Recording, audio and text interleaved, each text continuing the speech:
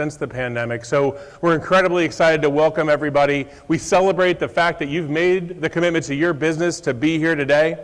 And we recognize the value that you expect from this show. And I want you to know there's an incredible team at Marketopia who has invested a lot of time and energy to get where we are today. And I'm very proud of them and what they've achieved, and excited to share with you some of the best content we've ever created, some of the best speakers we've had brought forth, and hopefully some of the best intelligence that's going to help you achieve your dream.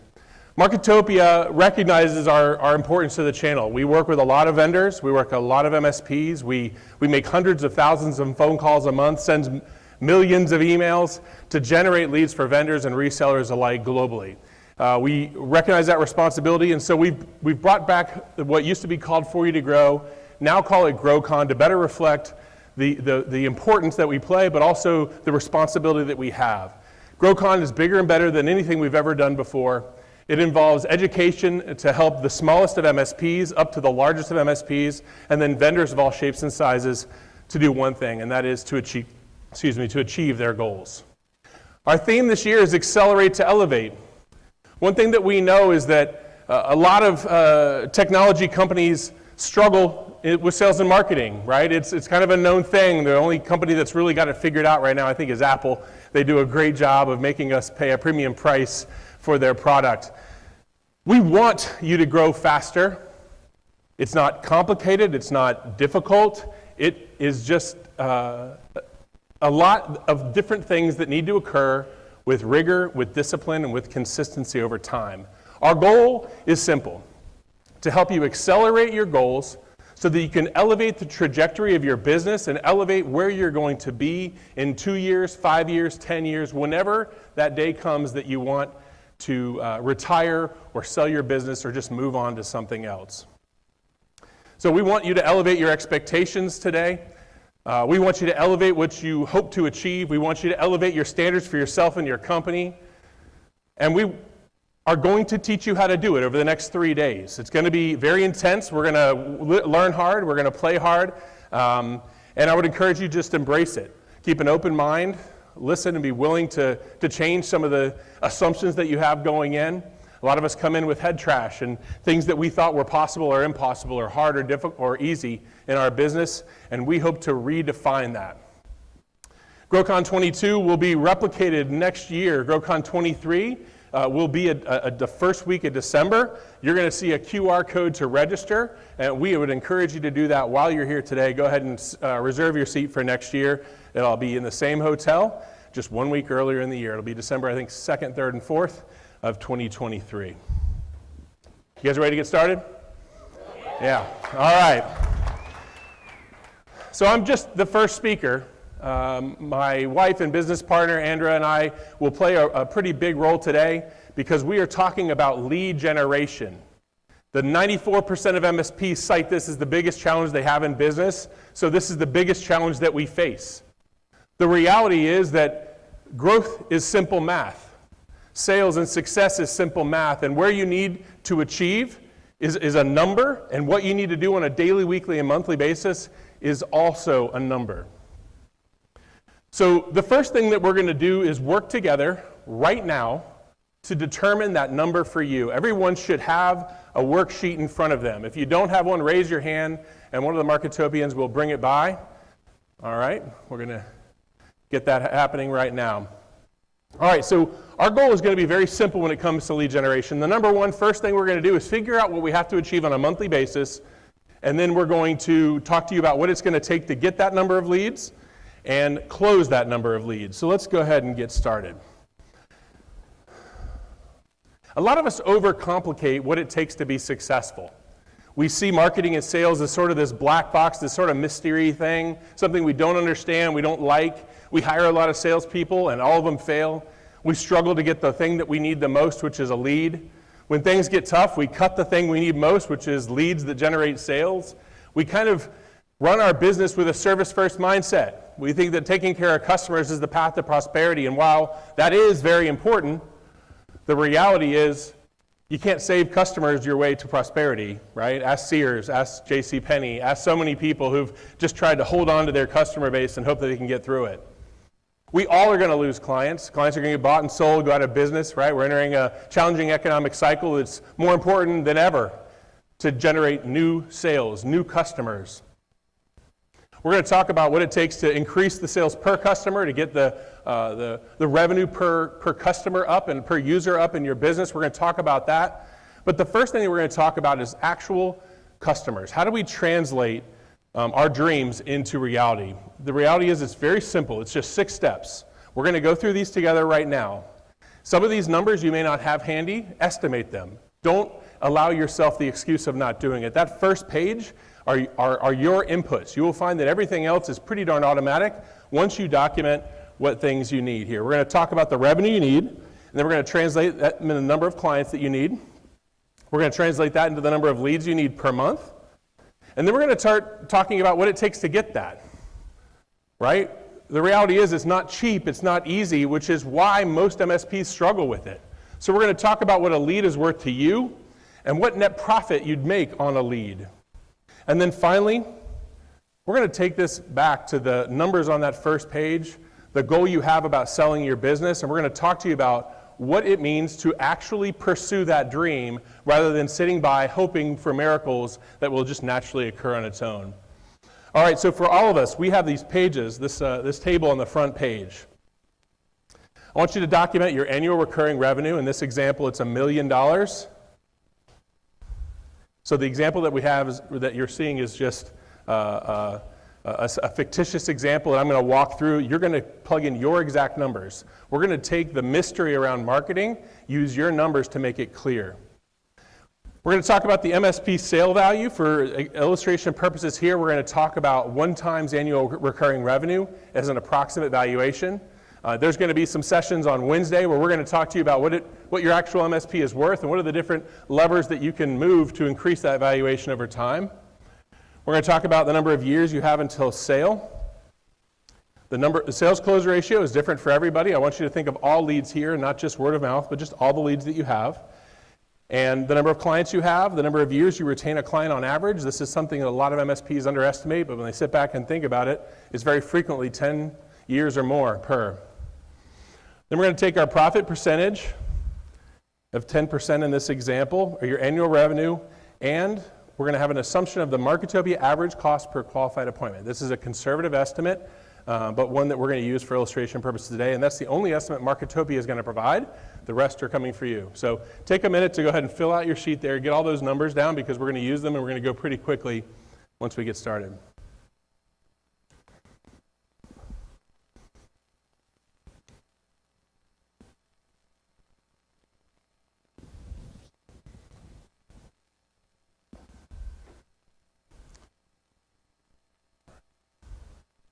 All right, keep going. I'm going to go ahead and get started. We're going to go through this pretty quickly, but I'll do my best to pace the process. All right, so the first step in this process is to figure out how much additional revenue that you need per year, okay? And in this example, we want to sell the business for $10 million, and so therefore we know that recurring revenue is $10 million annually for valuation. And we have about $1 million now, which means we need to add $9 million in annual recurring revenue to achieve our goals. We're going to divide that figure by the number of years until the sale to figure out how much annual recurring revenue we need. In this example, $9 million divided by 10 years means that we need to add $900,000 a year in annual recurring revenue to achieve our goals. Does anybody have a number that they've calculated based on their unique situation that they want to share? Anybody gotten that far in the calculations? How low a number do you want? The lower the number is good, right? That means you're closer to achieving your goals. That's a wonderful thing. All right, guys, so at the end of the day, it doesn't matter what the number really is. The reality is everybody's got a different dream and everyone's got a different starting point, right? We all know where we want to end up, which is success based on our own personal definition, and we are not here to judge one person's definition over another. Some people, a trailer in South Florida in Sebring is a dream, and some of us want to have a house in Vail and a house in Paris and a house on in Miami Beach, and that's their definition of success. We're not here to judge that. We're just here to help you achieve that. All right, so in this example, we have $900,000 per year to achieve our goal. Once I have a plan that generates $900,000 in recurring revenue each year additional, I'm on track to achieve my dreams, right? Very simple. 900,000 in this example. Everyone's going to have their own number. All right, so now I got to take that number and figure out how many clients that is. So what I'm going to do is I'm going to take my current annual recurring revenue and divide that by the number of customers that I have to get my average annual revenue per client. In this example, it's $1 million and I have 50 customers, which means I have 20,000. You'll notice we're using averages, and the reason is because averages tend to perpetuate over time. You're either really good at landing massive customers, or you're really good at landing little customers, or somewhere in the middle. The reality is it's pretty easy to attain your current average because you've proven success in selling those people. So in this example, if our average annual revenue per client is $20,000, and we need $900,000 in annual revenue per year, that means we need 45 new clients per year to achieve our goals, right? We've taken that big dream we have and we've simplified it down to an annual goal. Once I have 45 new clients per year, I'm on track to achieve my dream. In fact, my dreams become expectations because I'm actually on the track to getting them, right? So what Marketopia is going to need to help you do that, or your internal marketing team, or really any marketing provider, is you have to help them understand what their bogey really is, right? What's the goal? For most of us, leads are not defined by clicks and likes, right? We don't really care about Facebook shares or anything like that, although obviously those are all important inputs into the lead generation engine. What we care about is appointments. So in this example, we're actually referring to a lead as an appointment. If I need 45 new clients per year, and my average sales close ratio is 20%, which means I close 1 out of 5, that means I need 225 leads per year, which is 18.75 leads per month. Pretty simple math, right? At that point, I know that if I get 18.75 leads per month, I'm on track to achieve my dreams. So all of a sudden, that number that we put out there on page 1 is where we're going. That's our target. So I can give a marketing firm, I can send Julia, I can send my success coach that number and tell them to build me a program that gets there.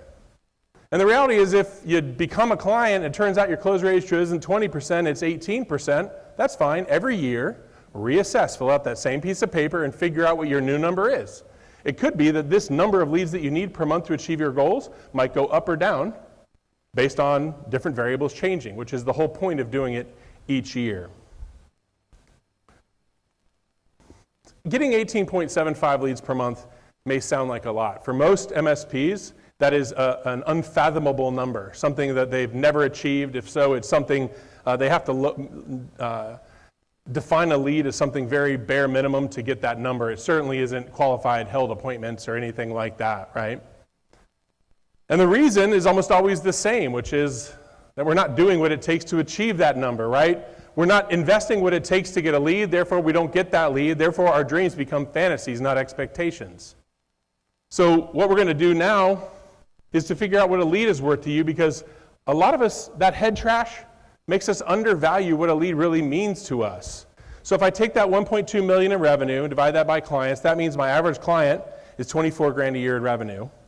If I have 10% profit margin, that includes my compensation as well as the company's net profit, that means that the average annual profit per client is $2,400, right? Pretty logical. So every client that you add, on average, is worth $2,400 in profit per year. Per year being the key thing there. So if you're trying to figure out what a lead is worth to you, you have to multiply that number by the number of years you keep a client. In this example, we've decided that our average retention of a client is 10 years, which means our lifetime profit per client is $24,000. And if the close ratio is 20%, that means that every lead that I get is worth $4,800. You will find that your actual number may be higher or lower than that. We've seen numbers as high as $50,000, $70,000 per lead, and we've seen leads with some MSPs that focus on low margin products to be somewhere in the single digits. You may have a lead worth $50 or $100, and those are very difficult people to help. right? But MSPs have very profitable businesses if they're run right, especially if they get big. It's hard to make a good living if you're a small MSP because you have that baseline of revenue, like your salary, that you're not dividing over many customers. That's why it's so important for most MSPs to grow to achieve any consequential valuation of their company. They don't have a job anymore. They have a company that's sellable because they're not needed to run it. You've got to grow to get there. So $4,800, that's a real number.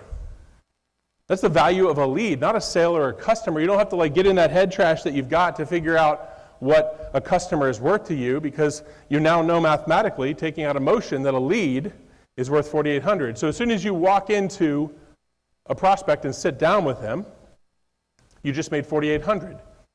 It just doesn't feel like that all the time because obviously nothing's exchanged hands, but you have to tell yourself that averages work out over time. It may take you a year or two to figure out a certain type of lead and how to close it, but at the end of the day, averages will hold. So the average value of a lead in this example is $4,800. Every lead is worth $4,800. So what's my net profit per lead? How much do I actually earn on it? If that cost per appointment at Marketopia is $1,500, and I'm ballparking, some of our customers have costs of a third that, and some of them have more than that. It really depends on a lot of different variables, biggest of which is what you call a lead, right? If I want a Fortune 100 customer, it's really hard to get that lead. You might get one a month or one a quarter, right? Whereas if you'll take anything, you might get 10, 20 appointments a month. But in this example, we're going to use averages because averages hold. So if you invest what it takes to get a lead of $1,500, and it makes $4,800 for you, that means every time you get a lead, you technically made $3,300 in profit. It's extraordinary. You give me $1,500, I give you $4,800. The reality is a sane business person, a logical business person, an unemotional business person would do that trade all day, every day, as many times as they can, right? But the reality is we're not always logical, are we? We're emotional. We're quick to buy a tool or an engineer and slow to invest in a lead. So let's figure out what that means over time. What are we costing ourselves by being fearful and not doing what it takes? If every lead gives you $3,300 in profit, what are the value of those leads over time? If you get 18.75 leads per month and you make $3,300 per lead, that means you're adding $61,875 in profit on a monthly basis. So when you're working with Julie or one of the success coaches or growth consultants and they put a number in front of you, make sure you have this number by your side to keep you in the right place to make a wise business decision because you're investing in something that has a return. This is not an expense, it's an investment that you expect a return in. So if you're making $61,875, we do that 12 months a year, that means getting 18.75 leads per month is worth $742,500 per year. A lot of us don't make $742,500 per year, now do we? You know the reason? Because we're not getting 18.75 new leads a month. That's why. Very simple. When you get 0 or 1 and you go through the same math and all of a sudden you realize, well, I invested nothing and got nothing. Yay, let's buy the toolkit again. All right, let's do it again. I'll do it this year. This year we're going to make it happen. All right. So by doing what it takes to achieve your dreams on an annual basis, you're making $742,000, but that's not the goal, is it? That's not where we're trying to go. So we're going to take this math a little bit further. We're going to do this for 10 more years because that's our goal, is to exit in 10 years for $10 million. We're going to take that $742,500 per year, multiply by 10 years, and that equates to a total profit on just the leads of $7,425. But then our business is worth $10 million. So we're going to add those two together. And all of a sudden, things start becoming really, really clear now, don't they? If I stop being emotional and making decisions based on fear, uncertainty, and doubt in myself and my company, I'm costing myself $17,425,000 over 10 years in this example. Your example is going to be different. That's a lot of money. That's life-changing money. That's family-changing money. That's multi-generational wealth. Right? That's a retirement I think all of us would enjoy. And you know what? That's what you deserve. Whatever's on your spreadsheet is what you deserve. Whatever's on your spreadsheet is what you're entitled to, in my opinion. You're here. You're investing your time, which is the most valuable resource. It's the only resource you can't get back. You can't re-earn time, right? At least not yet. Maybe one day. Elon Musk will figure that out. So I want you to ask yourself, what would you do for $17 million? What would you do with $17 million? That's what the growth decision means to your business. Whether it's, in your case, 1.7 million or 170 million, if your spreadsheet has a number on it, I want you to achieve it. I want you to make that an expectation. I want you to make that the minimum standard you're willing to accept. And if you start to go down that path and realize that it's harder than you thought, I want you to recommit to doing what it takes to achieve your goal, because you deserve that. You deserve to achieve your goals. You deserve to achieve your dreams. This business is hard. We did not pick the easiest industry.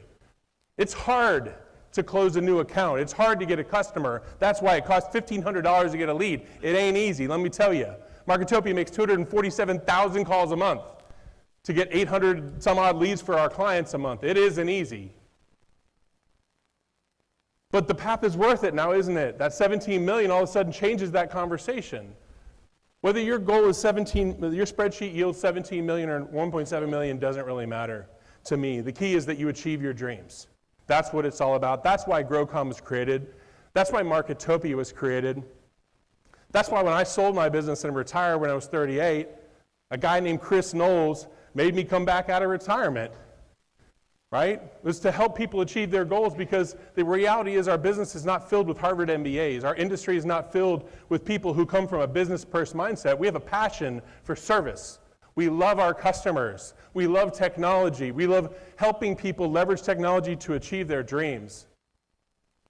That's where we are, but that's just a choice. The reality is we can get that business knowledge. We can get that business mindset by going to conferences like this, by learning from experts that you're going to hear from over the next 3 days. You owe it to yourself to achieve your goals. You owe it to your family, your friends, everyone who depends on you, everyone that looks to you for leadership. I want that for all of you. So over the next 3 days, that's what it's going to be all about. We're going to achieve these numbers together. If you didn't have the time to fill out that spreadsheet right now, do yourself a favor and make that a priority this morning, because that number is going to determine everything you do over the next 3 days. It's going to determine how many sessions you go to, how much attention you pay. It's going to determine the email that you send to whoever is responsible for lead generation for you and say, I want a plan to get 18.75 leads per month because I want to make $17 million over the next 10 years. I want that one for myself, I want that for my family, and I will return for the hard work and stress that I put through. Is there any questions about anything that we've talked about so far?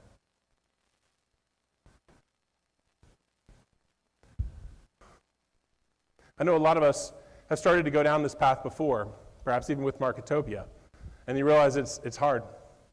And the reality is it is.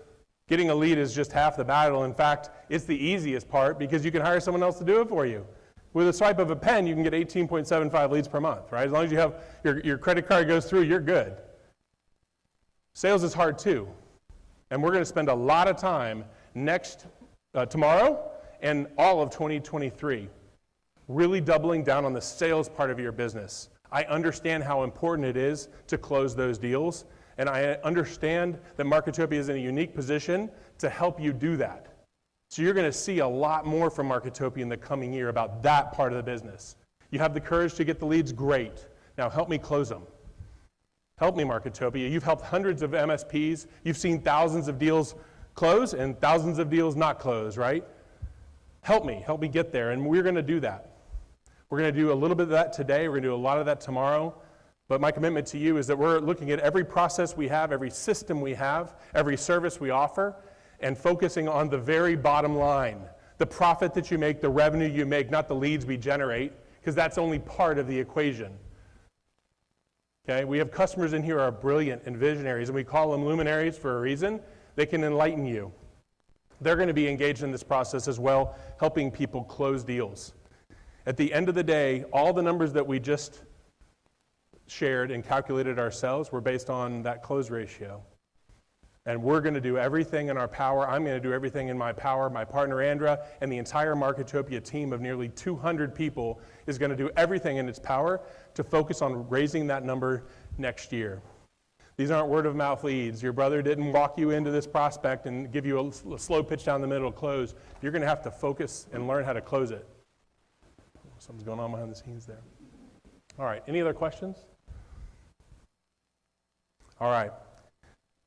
I'm going to introduce my partner in life and in business, Andra Hedden, who's going to be bringing up some amazingly talented people to share with you their thoughts and visions on marketing that's going to help you achieve your goals. Ladies and gentlemen, please welcome Chief Marketing Officer, Marketopia, Andra Hedden.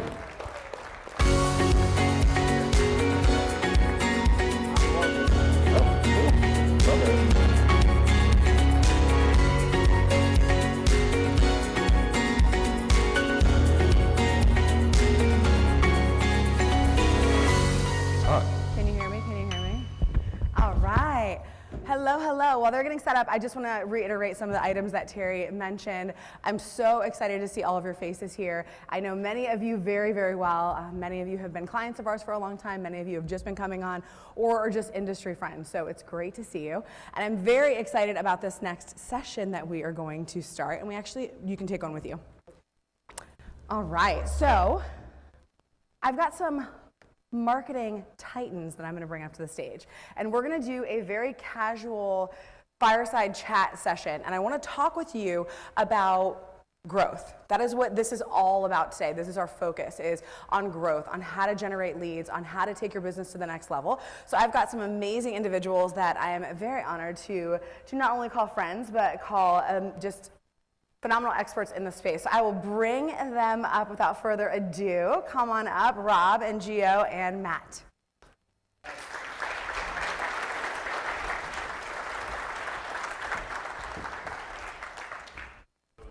Hello. There you are. Take a seat. Anywhere you'd like, take a seat. Come out on the end.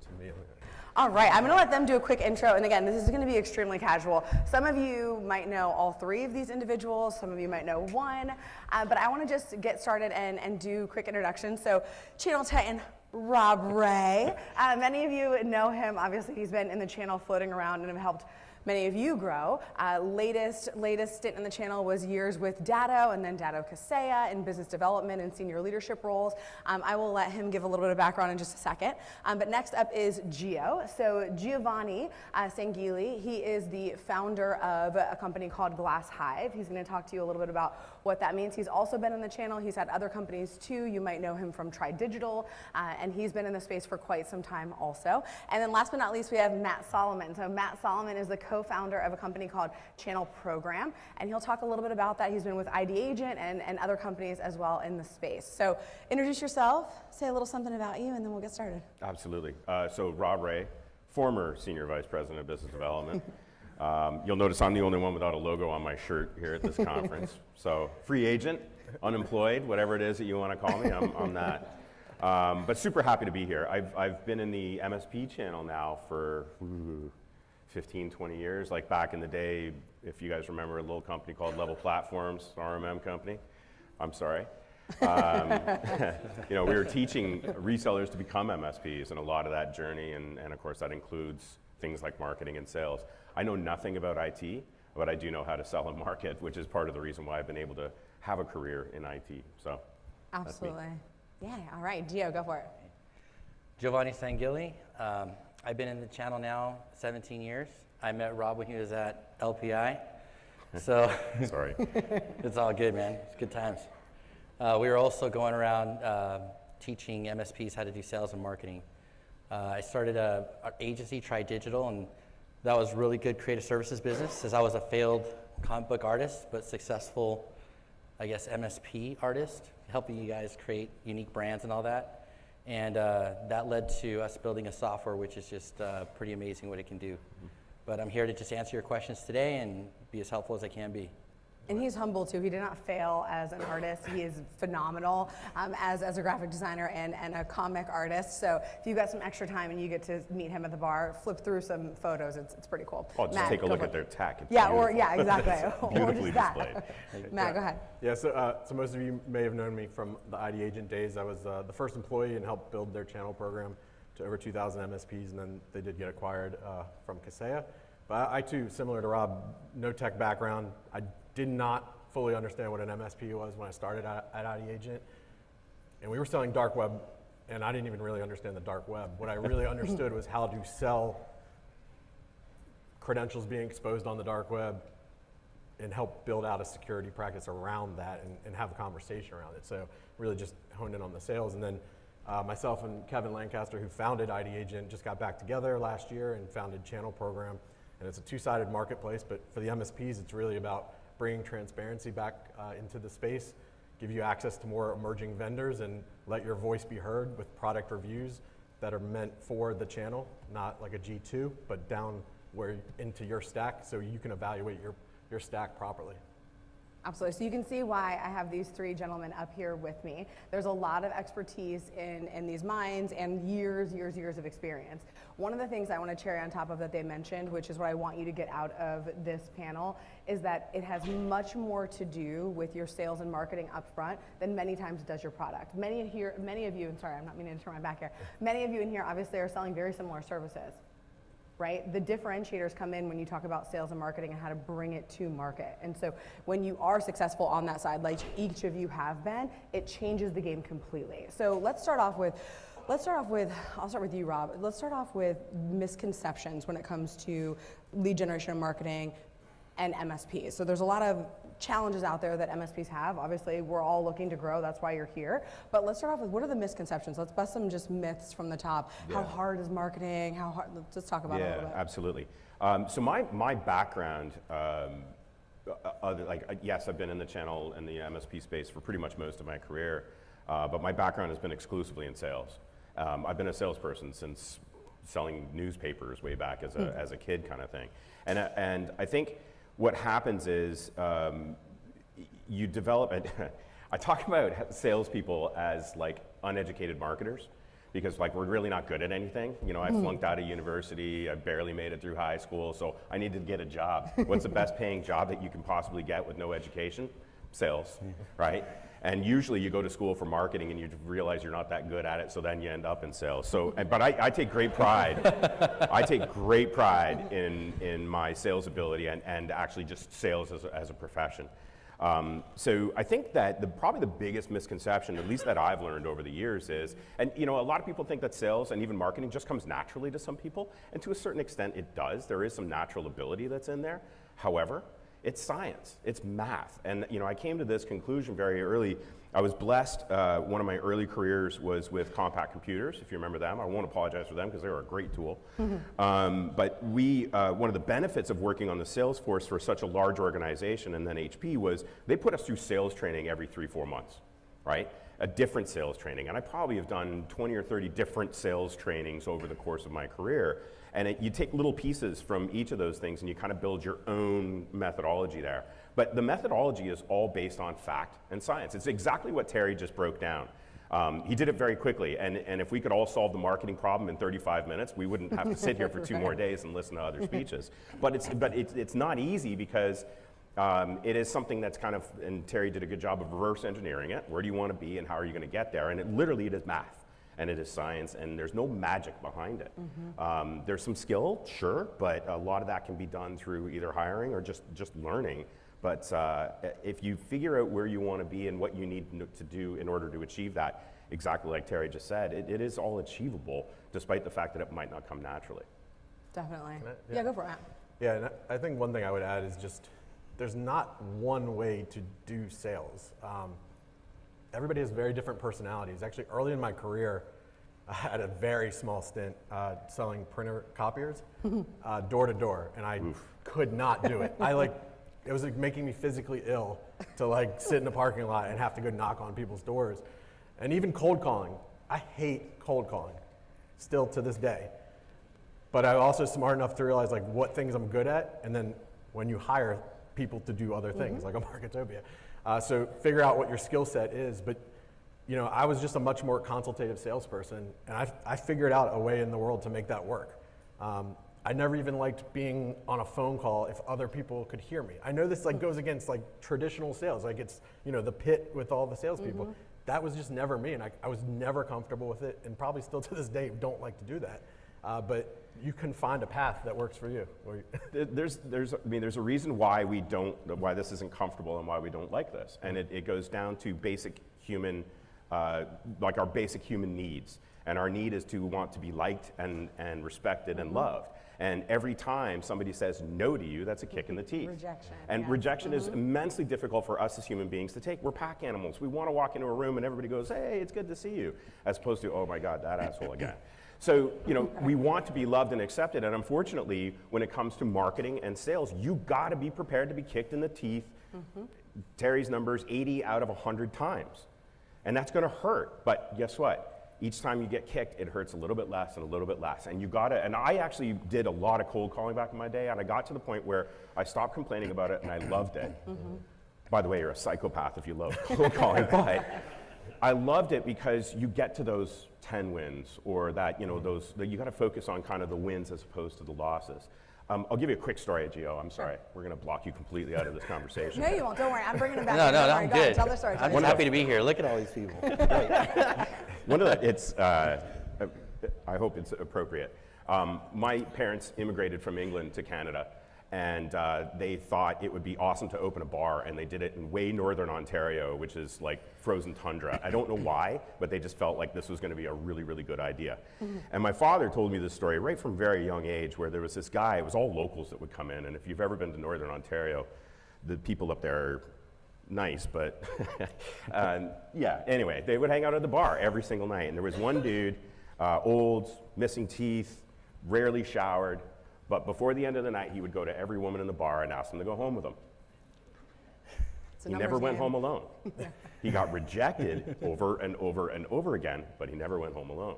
And it's that kind of story kind of stuck with me, is like, there is... This is what Rob based his whole career on, with this guy. That's how I found my wife. But you gotta, the reward is at the end, but you gotta be rejected that many times. No, absolutely. I think, and we're talking a lot about sales and marketing because they're tied at the hip. I know today is all on lead generation, but if you can't close the lead, as previously Terry mentioned, it doesn't matter, right? The job of marketing is to get the lead to the table, to get you in front of an opportunity. The job of sales is to close it. Many of us in the room, neither sales or marketing is our forte, right? So we have to do things like what Matt's saying, hey, understand what we're good at. And I would challenge each of you too to assess that. There's a lot of owners in this room who still want to be that closer, and maybe that opener too. Maybe that's not you. Maybe you're more on the services side. Maybe you're a different position that's gonna work really, really well with the business. So I would challenge you not only to find those numbers that Terry was putting in front of you, but then also to determine what you really need in the business to fill in your gaps and be really honest with yourself, because at the end of the day, there should be no ego when it comes to growth. The reality is, if you're the one standing in your own way, that's your problem, right? You might be the problem. So really be thinking about that. Now, Gio, so even back in the Tri-Digital day when you would do marketing and lead generation for partners, now you're obviously in the software space. Talk a little bit about additional challenges or misconceptions that you've seen when it comes to marketing, whether that's that one email is gonna build the business, or just talk a little bit about that. Yeah, so much of marketing is about failure. I mean, it really, the guys up here are saying it. You're going to fail a lot more than you succeed. We did about 80 million different campaigns over the course of our years for all of our clients. When they think about all the emails that have gone out, and 90% don't yield the results you want. They're just kind of lukewarm, and then you have that one that kind of changes everything, and that's super hard to replicate too. You try to milk that as much as possible. So, being able to understand that you just have to go beyond the marketing one-night stand, and stick with it and commit to it and find all kinds of ways to make it great. Because in the sales question too, a lot of it is about how you hack your daily work or hack any task. You guys are really good at looking at your customers' environments, finding bottlenecks. That's how you get paid, by the way.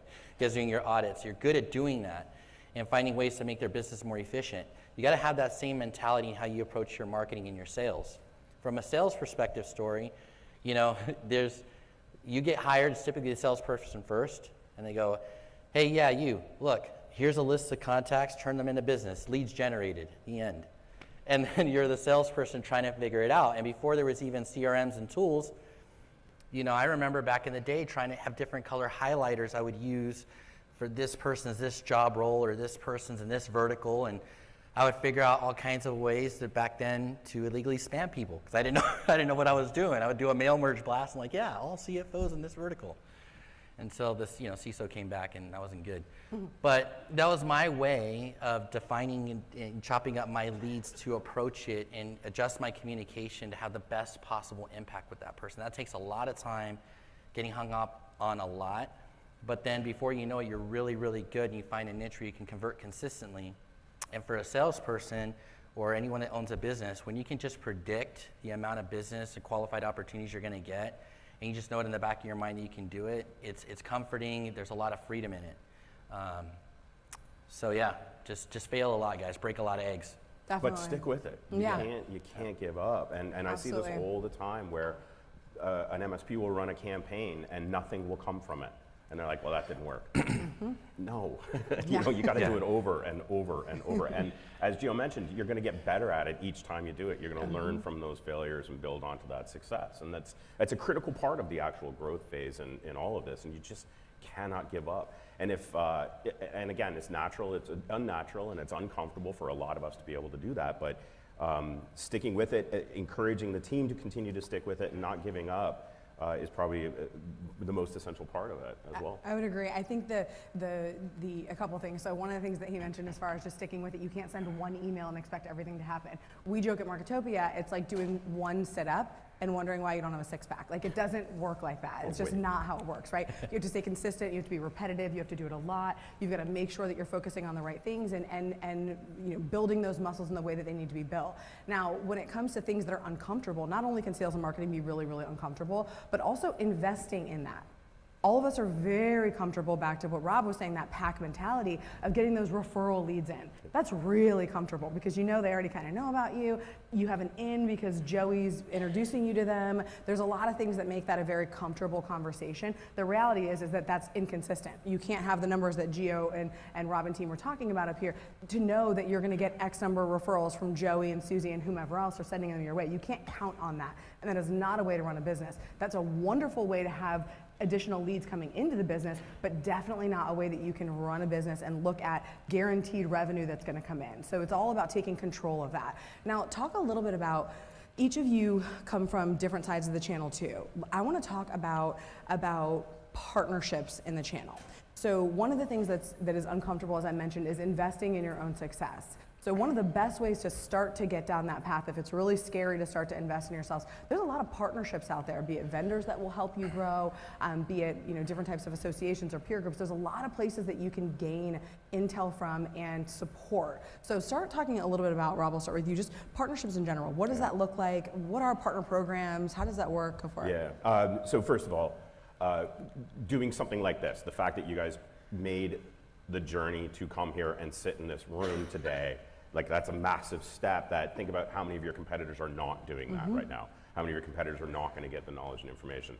On top of that, I think the most value you get out of any conference, regardless of what us vendors say when we're there, the biggest value you're going to get out of this conference is talking to each other. And I would encourage you to talk to as many of the other people that are in this room as possible, because somebody has the answer to your question. Something that's keeping you up at night, somebody else has solved, and vice versa. So talk to each other, I think, is probably the most critical part. The vendors are absolutely here to help because, I look at Datto. I joined Datto in 2013, like 50 employees, small little Connecticut company selling to pretty much the east coast of east coast of the United States, excuse me. And then we sold the company in April for $6.2 billion. We did it exclusively through the channel. There is no direct sales in there at all. That was exclusively through managed service providers. No CDWs, nothing like that. And that was done because we kept coming back at the channel and coming back at the channel and coming back at the channel. But our success and growth was determined and was built on your success and growth. You needed to grow in order for us to grow. And there's a lot of stories these days about that. So the vendors in this space, as much as there's some adversarial kind of roles that we all have, vendor to MSP and vice versa, which has been going on in this space for 50 plus years, the vendors are, a lot of the vendors are genuinely interested in wanting you to grow. And they have those tools and resources. They have partnerships with organizations like Marketopia to help you draw that and close that gap. I'm actually doing a presentation later today on MDF, how to get marketing development firms, literally cash from the vendors in this space. And pretty much I talked to most of the vendors that are sponsoring this event, and pretty much most of them have an MDF program that you can leverage to use for sales and marketing. Not to mention that, and I'm going to give a little bit away about what I'm going to talk about later, but we also have the ideas. If you didn't even know where to start, we have the ideas on what's worked for other MSPs. And you can get and leverage that information from, think of the vendors that you like the most in your stack and just reach out to them and say, what can you do to help? And a lot of them have stuff in their partner program to help. You just got to ask. Definitely. Go for it. Yeah, I'll go with a slightly different angle on strategic partnerships that you can leverage. I mean, think about in your local community. There's professional services, law firms, accounting firms. You're all going after the same targets. Cyber insurance companies. I mean, I've heard incredible stories back in my ID agent days of our partners teaming up with a cybersecurity insurance company, and they were like driving most of the leads to the event. So there's all these like local opportunities that you can do, and you don't have to reinvent the wheel. A lot of the ideas that I've gotten, I've just listened to podcasts, Fortune 500, what are they doing that I can bring down to this level? And then you can look at some of the vendors, interesting things they're doing, and bring it down to yours. I'll give you just two quick examples. When COVID first hit, obviously the industry shut down for the most part, and I called Andrew, I was like, what are we gonna do? Like, we gotta come up with something creative, because webinars are gonna get so boring so quickly. And so we came up with this thing called Pivot to Grow, and I mean, we threw it together relatively quickly. It was like a week. This is back when everybody was willing to participate like daily on these types of things. So like we did 2 hours a day, and it was all about sales and marketing every day. We brought in outside people to just bring thought leadership, and I think we probably had like, I don't know, 1,200 registrations for that. I think we had 400 to 600 people like live throughout the event. And so, that becomes top of the funnel leads for us that we can then, reach out to after. And, of course we all want bottom of the funnel leads, but you gotta get all of them. You gotta get all the leads. The other example, you probably received an email from somebody in the community doing this. So Channel Program launched this thing called Holidays, and we teamed up with 30 other vendors, and it was just every vendor giving out a $500 gift. And it was a top of the funnel lead grab, right? Get MSPs to give up their email and their first name, get into a drawing. We gave out like $7,000 worth of prizes, but then obviously that's a lead list that we can then reach out to.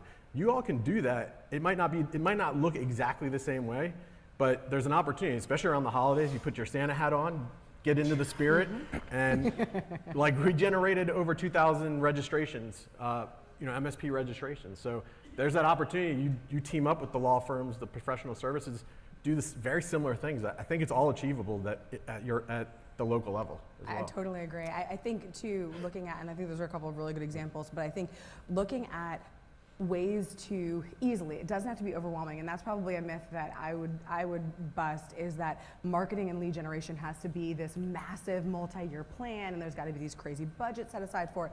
There are really interesting, unique things that you can do to stand out in your local market that has nothing to do with having to have hundreds of thousands of dollars to spend on a marketing plan. So getting creative and thinking through not only the vendor partners, because there are so many vendors, to Rob's point, and definitely attend his session, there are so many vendor partners who you can get support from, and then compile them, right? Aggregate what you can get from each one of them and put together your plan. Go to a Marketopia or whomever to go get support on execution of whatever that may be. Or the other is, there's tons of local organizations, whether it's your Chamber of Commerce, whether it is a CPA group, whether it is a Facebook group locally that you can become a part of. Get out there and start to just get to know people. It may be uncomfortable, but again, it's about getting your name out there and awareness. Or if you've hired on a great sales rep that isn't scared of doing that, get them out there to work the community. The amount of relationships that get built and the amount of business that comes from that becomes unbelievable at a certain point. So just being out there and gaining that awareness and then coming up with fun little unique different things is really, really important. So Gio, talk to me a little bit about channels for marketing. So when I say channels, I'm talking, if we've got team members out here right now who are sitting going, okay, where do I even start? What does that look like? What does it look like? Where do they start? social media, email? Like, what does it look like?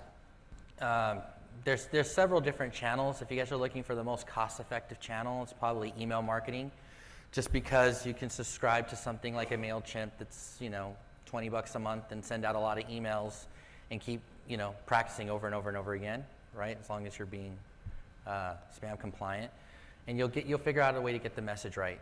But to echo off of what they said and off to this question, you know, partner with your clients. Your clients are going to be the best partners you're going to have as far as getting you into the associations that they're a part of, to get more clients like them. They're also going to be more forgiving for your marketing message. They're going to be the ones that'll help you look at it, say if it's good or not good, give you advice on how to make it better, what messaging sits well with them and what's going to work. You know, those are a lot of channels where to start. Again, echoing off of what Rob said, when you're talking to your vendor partners, I have some really good stories here. Some of the best things I've ever done for customers and some of the best success stories I've ever seen have come from these two examples of either talking to a client or talking to a partner, a vendor partner. Your vendor partners, when I was at Intel, I managed a multi-million-dollar MDF budget. And I could not spend millions of it a year. I literally was cold calling partners trying to give money away. And they would just like, yeah, this is great, I just don't want to take it. Or they couldn't do as the proof of performance to get it. And there was all these things that go on in there. But I was the person, just like anybody else, wanting to hear great stories of what you were going to do to grow, you know. And I had one partner ever invite me down to their annual meeting to talk about what they were going to do next year to grow. And they brought their vendors and how we could help contribute to their marketing plans, their sales plans. They need to hire people and so forth. And not only did they bring me, they brought our competitor too, which is super awesome for leverage, right? I was in there and I was like, there's no way I'm going to help, you know, I'm going to give the best enablement they've ever seen. I'm not going to have this other vendor beat me. But the one who benefited was the partner, and they had a really good, succinct message, a really good vision that we were excited about. We wanted to help them. And really good ideas came out of that because, you know, they never really done marketing before. I think they got help for someone that created that message. And from that, there was two big events. They had a customer, the Major League Baseball, so they had a tie-in with Disney. We ended up leveraging that relationship to do these movie events where we got the Avengers movies a week early because Disney licensed it to us so we can do early screenings. And it took us like 3 or 4 to get it right, but the point is, you know, they generated that year something like 150 appointments or more over just doing these series of movie events. Another partner of ours did something similar, did Extreme Office Makeover, Security Edition, Cloud Edition, everything. They involved the vendors in the community and the local ad and news that was just generated a bunch of buzz, and there was just a lot of excitement around it. You know, so some people are just better doing these big monolith things as their first route of marketing, which is great because they're just in front of people, something they're comfortable with, and they get help and resources to get it done. But if you're just kind of just dipping your toe in the water and you want to figure out a way to start, find inexpensive digital marketing things you can try over and over again. A lot of data that you can crunch. We love data. All you guys, it should be in your veins by now. You should be able to look at that and understand if the needle's moving up or down, and you'll get to a point where you're comfortable with the amount of conversion you're getting. And then you'll set yourself up for long-term success, and you can start investing more and spending more, turning that message into an advertisement, which is more money online, which brings a lot more leads into the funnel. Definitely. And go ahead, Matt. Well, I was just going to, because you asked about channels, and I'm not telling you something you don't know already, but in terms of a channel, go where your prospects are, where they hang out. MSPs love Facebook. There's all these different forums where there's all this chatter. Didn't necessarily love hanging out there, but that's where you guys were, so I had to be part of it. I don't think Rob loves getting tagged every time there was a data issue. Oh, I love it. You know, He loved it. he had to have a presence there because not only were his customers there, but prospects seeing the chat are there too. So it's just a reminder. Again, we all know this, but I think a lot of us don't actually hang out where our prospects are, and so you got to follow that channel. Definitely, and figure out where that is, because back to the associations and the things locally, there may be places where, and it could be as simple as, where do all the doctors at the hospital go after work? Where does this, where are they? Whether it's a forum online, whether it is a newsletter that gets sent out to these groups that you want to be a part of. A lot of times people are looking for content, so be there and be ready to share something so that you can do that. Be willing to give a free lunch and learn to a group of CPAs. Be willing to do these creative different things to get in front of audiences, to then have them make sure that you are top of mind when anyone that they know is looking to do business and needs your type of services. And I always like to share that whether you're standing in line for coffee or somewhere else, every single person that you meet has an opportunity to be a salesperson for you. Every single person that you meet. So if you aren't prepared to have that casual conversation, or if you aren't prepared to share really quickly, no one wants a whole spiel about everything in your business, but share very quickly who you are, how you can help them, or maybe someone that you know and that you're local, and whatever the case may be, you start to create this army of people who just know who you are. If they ever have something come up, oh man, I met this person who's got this company, that might be what you're looking for. You're talking about you had a security breach, a little issue, look them up. So get your business out there as many times as you can, as often as you can. But I want to talk a little bit about what we've seen working. So you've talked a bit about channel programs. I know you've got a good session coming up about it, so we don't have to go too deep on that. But when it comes to MSPs obviously looking to grow, they can partner to grow, they can get vendors to grow. What have you seen work when it comes to an ROI perspective on items? Because a lot of MSPs, the first thing they want to do, whether it's with MDF or their own dollars, is let's do a lunch and learn. Yep. Let's do an event. What else have you seen work? So I think we've touched on a couple of different things. Obviously, the cheap and easy way is to do things like webinars and email campaigns. The little bit more difficult, and I think where a lot of MSPs shy away, and by the way, you know, Gio mentioned it, that he couldn't spend half of his MDF budget. There was cash literally sitting there at the end of the year. Every MDF program I've ever run for any other vendor is exactly the same. We all have this bucket of cash. Who wants it? Oh wait, you're gonna, you know, I have to try to get people in the room. Yeah. Like the fear of failure again. Take it, just take it. Right. Yeah, but it's not that easy because you know you want to turn around and you want to perform. And you know I do think that the lunch and learns or dinner and learns or those types of events, there's such a need for the knowledge that you have. Totally agree. In the typical layman SMB end user space. It's something ridiculous that still something like 30% of adults in America think the cloud is in the sky. Like that is just, it's absolutely ridiculous. Forget about cybersecurity, right? That's next level, yeah. And then of course we go in there and we start talking speeds and feeds and cybersecurity, and we do this 10 million mile pitch and we've lost the audience kind of thing. I think trying to figure out and translate messaging into very simple things within your own communities works very well. And you know, perfect example, and by the way, one of the things that I've also done, I've done events with MSPs, several, probably hundreds of events, because what you can do is you can bring us in to come and be the subject matter expert on something.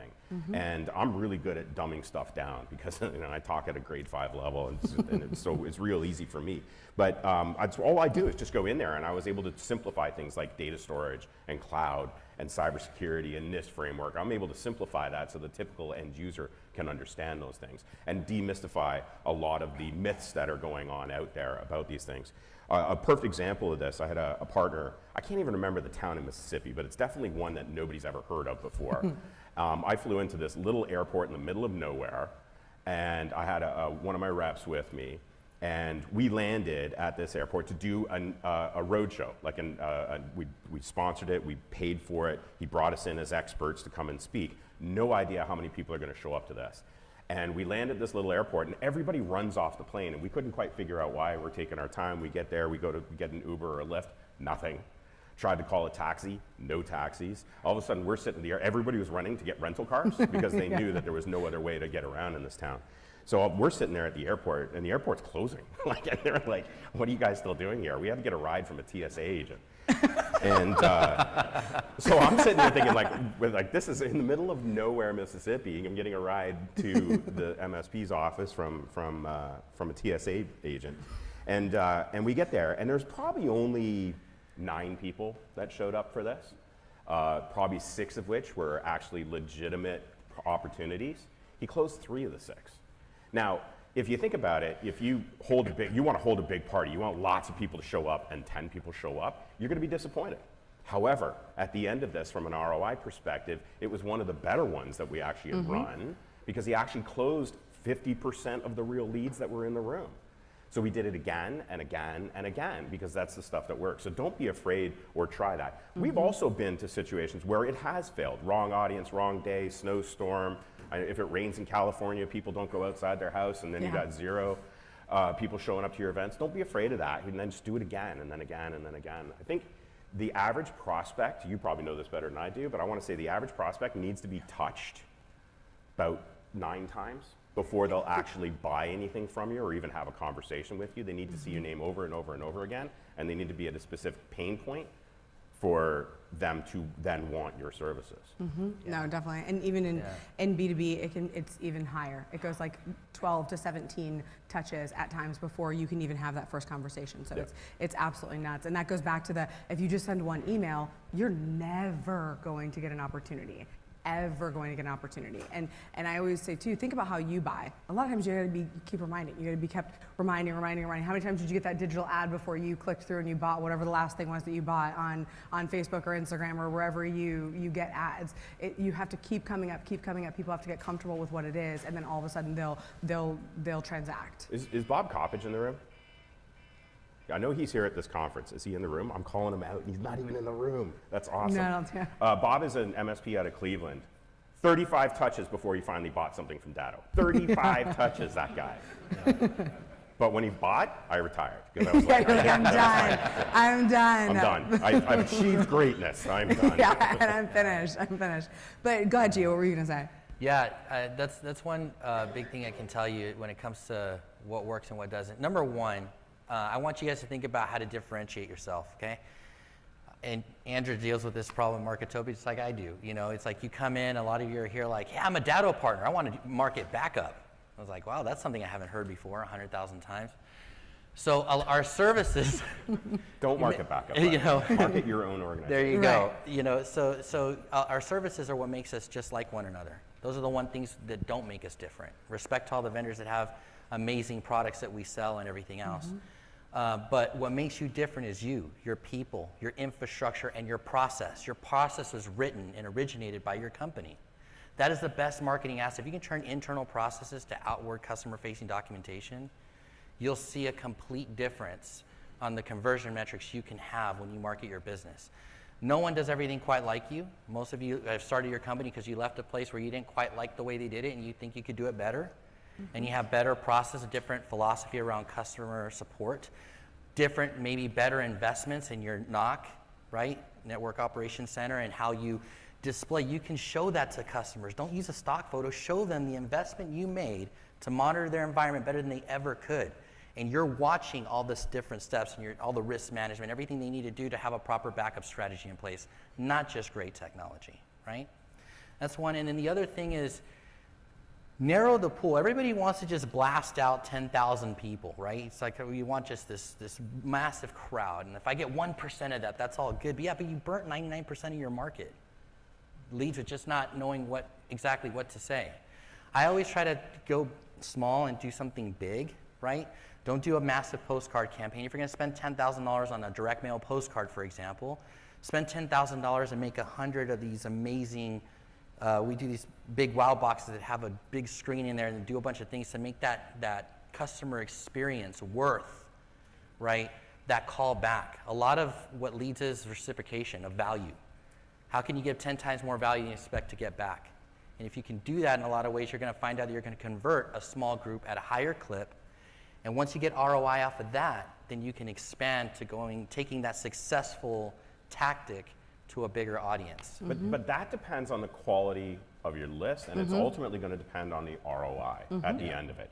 You could spend, because I got one of your magic boxes as well, and thank you for the Apple Watch. But I know that must have cost you a lot of money. Yeah. A lot of money. It got my attention, there's no doubt about it. But we were a strategic vendor, we wanted to do business together, we had to figure something out, and this was a good way to do that. However, if you're going to go get a $2,000 a month managed services contract, I mean, I wouldn't spend $400 on a big camp or per lead to do that. I think, it's artillery and snipers. Think of it from a war perspective. You have artillery, which is just going to go and just kind of lob bombs over and hope you hit something. That's a critical part of it, as well as the snipers coming in and picking off this very specific high value targets. Definitely. Yeah, and I think yeah. that list of who those are, Go it's ahead, Matt. important to know who your target list is. So we call that the exactly that approach. It's you want to blast a lot of people because you don't know, like their value might be different to you, right? You have a list of maybe 100 that you love. Those are your dream 100, we call it.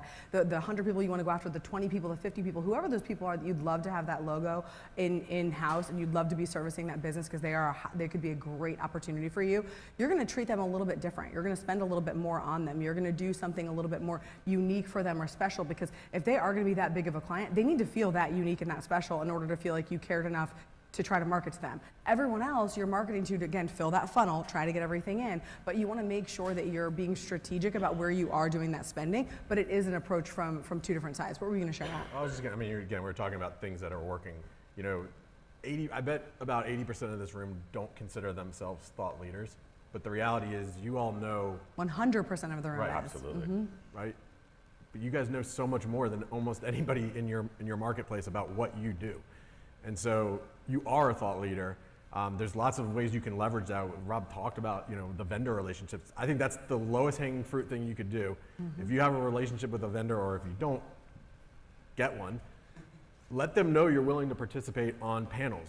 I'm telling you, as a vendor, you make our jobs a lot easier if you tell us you want to participate versus me trying to figure out who I'm going to have to call. And by the way, I'm tired of the same 5 people being featured. I'm sure you all are too, and you probably wonder why it's the same 5. It's because it's the easiest 5, right? We know that they're willing to participate. So put your name out there, and then you can leverage that. You can reshare that on LinkedIn, and then perception becomes reality for your marketplace, that they keep seeing you on these panels. Well, then you obviously must know what what you're talking about. So leverage that. And the last thing I'll just say, because about LinkedIn, because I know we talked about this, 1% of people utilize LinkedIn on a consistent basis in terms of posting. So it is an incredible opportunity for any of you to really become a voice in your marketplace. So like, don't let your competitor be the voice, you be the voice. So that's just Absolutely. big into social media things. No, I love it. And I want to end on just a rapid fire. So we've talked about a lot of things. The goal of this was to just start having you think a little bit differently as you go into this week, into the next 3 days. There's a lot of information that you're going to get. There's a lot of great experts that are going to be around. And we urge you to be thinking outside of the box when it comes to how to grow your business and make sure that you really understand the goals that you have set forth in your business. So quick rapid fire. MSPs obviously are in this room because they want to grow. What is just your last little nugget you want to leave them with before we go? Go for it. Go first? Sure. Or last. You think about it, Rob. No, you think I- about it. I- Matt, you go ahead and start us off. I Last little nugget. I mean, I'll just again. I think the thought leadership. I mean, I think that's an incredible opportunity to leverage, your expertise, and it's a great way to build lead generation. You don't realize how many people are actually watching you when you post things. True. I have people come up to me at events. They're like, "Hey, I saw that video." And by the way, you do not have to be perfect. I had a video that I spent like real production I time remember on. this. I thought it was gonna kill. It was just absolute crickets. Like 2 weeks later, it was snowing. I went up on my rooftop and I did a video in the snow, and it was like 10 times the engagement. So you just never know what's gonna resonate. So don't like let perfection paralyze you with that type of stuff. Absolutely. Gio, last nugget. Promote your differentiators, okay? Your processes, your people, put that forward for a change, and you'll see a big change.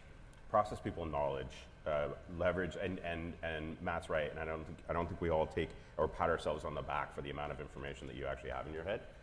Your communities need it. You guys know this, right? We see people say and do stupid things every single day when it comes to technology. How many times a day do you roll your eyes or shake your head at something dumb that somebody's done? I was sitting in a restaurant right after the gas. Remember that when everybody was filling their garbage bags here in Florida full of gasoline? No. Okay. Because the gas pipeline hacked. Oh, yeah. You remember? Okay. I didn't remember the garbage bags, but Oh, yeah, okay, I no. remember Of the course, event. it's always Florida, right? It's I always remember Florida. the event. Because everybody was thinking about a gas shortage, right? I'm sitting at a restaurant with my wife in Connecticut where I live, and I'm hearing a conversation over here, completely wrong about what was going on, about the hack. Conversation over here, completely wrong about what was going on with the hack, but it was all big news and everybody's talking about it. And then a third couple was, again, completely wrong. And my wife knows me, and she's looking at me, and she goes, don't. Because I wanted to stop and go, I wanted to go and talk to these people and go, no, you're totally wrong here, right? And what hacking actually is. And all this, like, it is unbelievable the amount of just bad information that's out there, and everybody in this room can add value and fix that conversation. Even the layman's that are here, because I know there's a lot of marketing folks that are here. Even still, what you can do and the value you can add to your communities is way more than any of the knowledge that they've got. You just need to be able to get out there, get in front of them, and shake them a little bit and go, oh, do this properly. Perfect. Let's hear it for this panel. Perfect. Thank you all. Appreciate you. Thank you. Oh, sure. Yeah. God. Here, Well, thank you, sir. here. You want to participate on a panel? I want to participate. Nice. There we go. I Yeah, like it. He's putting it into action. I love that.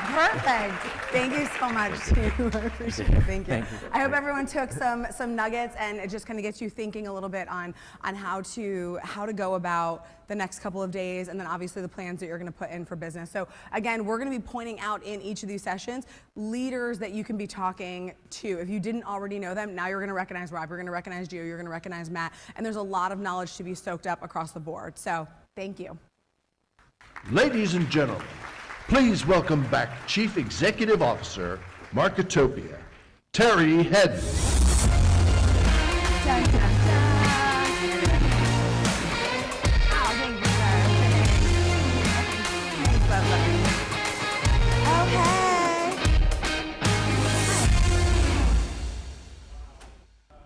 Panel is filled with some of the brightest minds that I know in the channel, and I hope you enjoyed as much as I did. There's going to be a lot of that. You're going to get an opportunity to listen and learn from a lot of great people.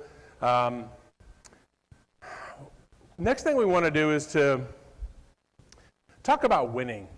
One of the things that you're going to see at Marketopia is, and at GROWCON specifically, is that it's the end that matters. It's the achievement, the achievement that matters, right? There's a lot of talk there about really innovative ways to leverage social media, for example, to get leads. But nothing really matters if it doesn't close, right? Every moment, every second, every dollar, every cent that you invest in something that doesn't yield the result is a waste of your time if you let it be.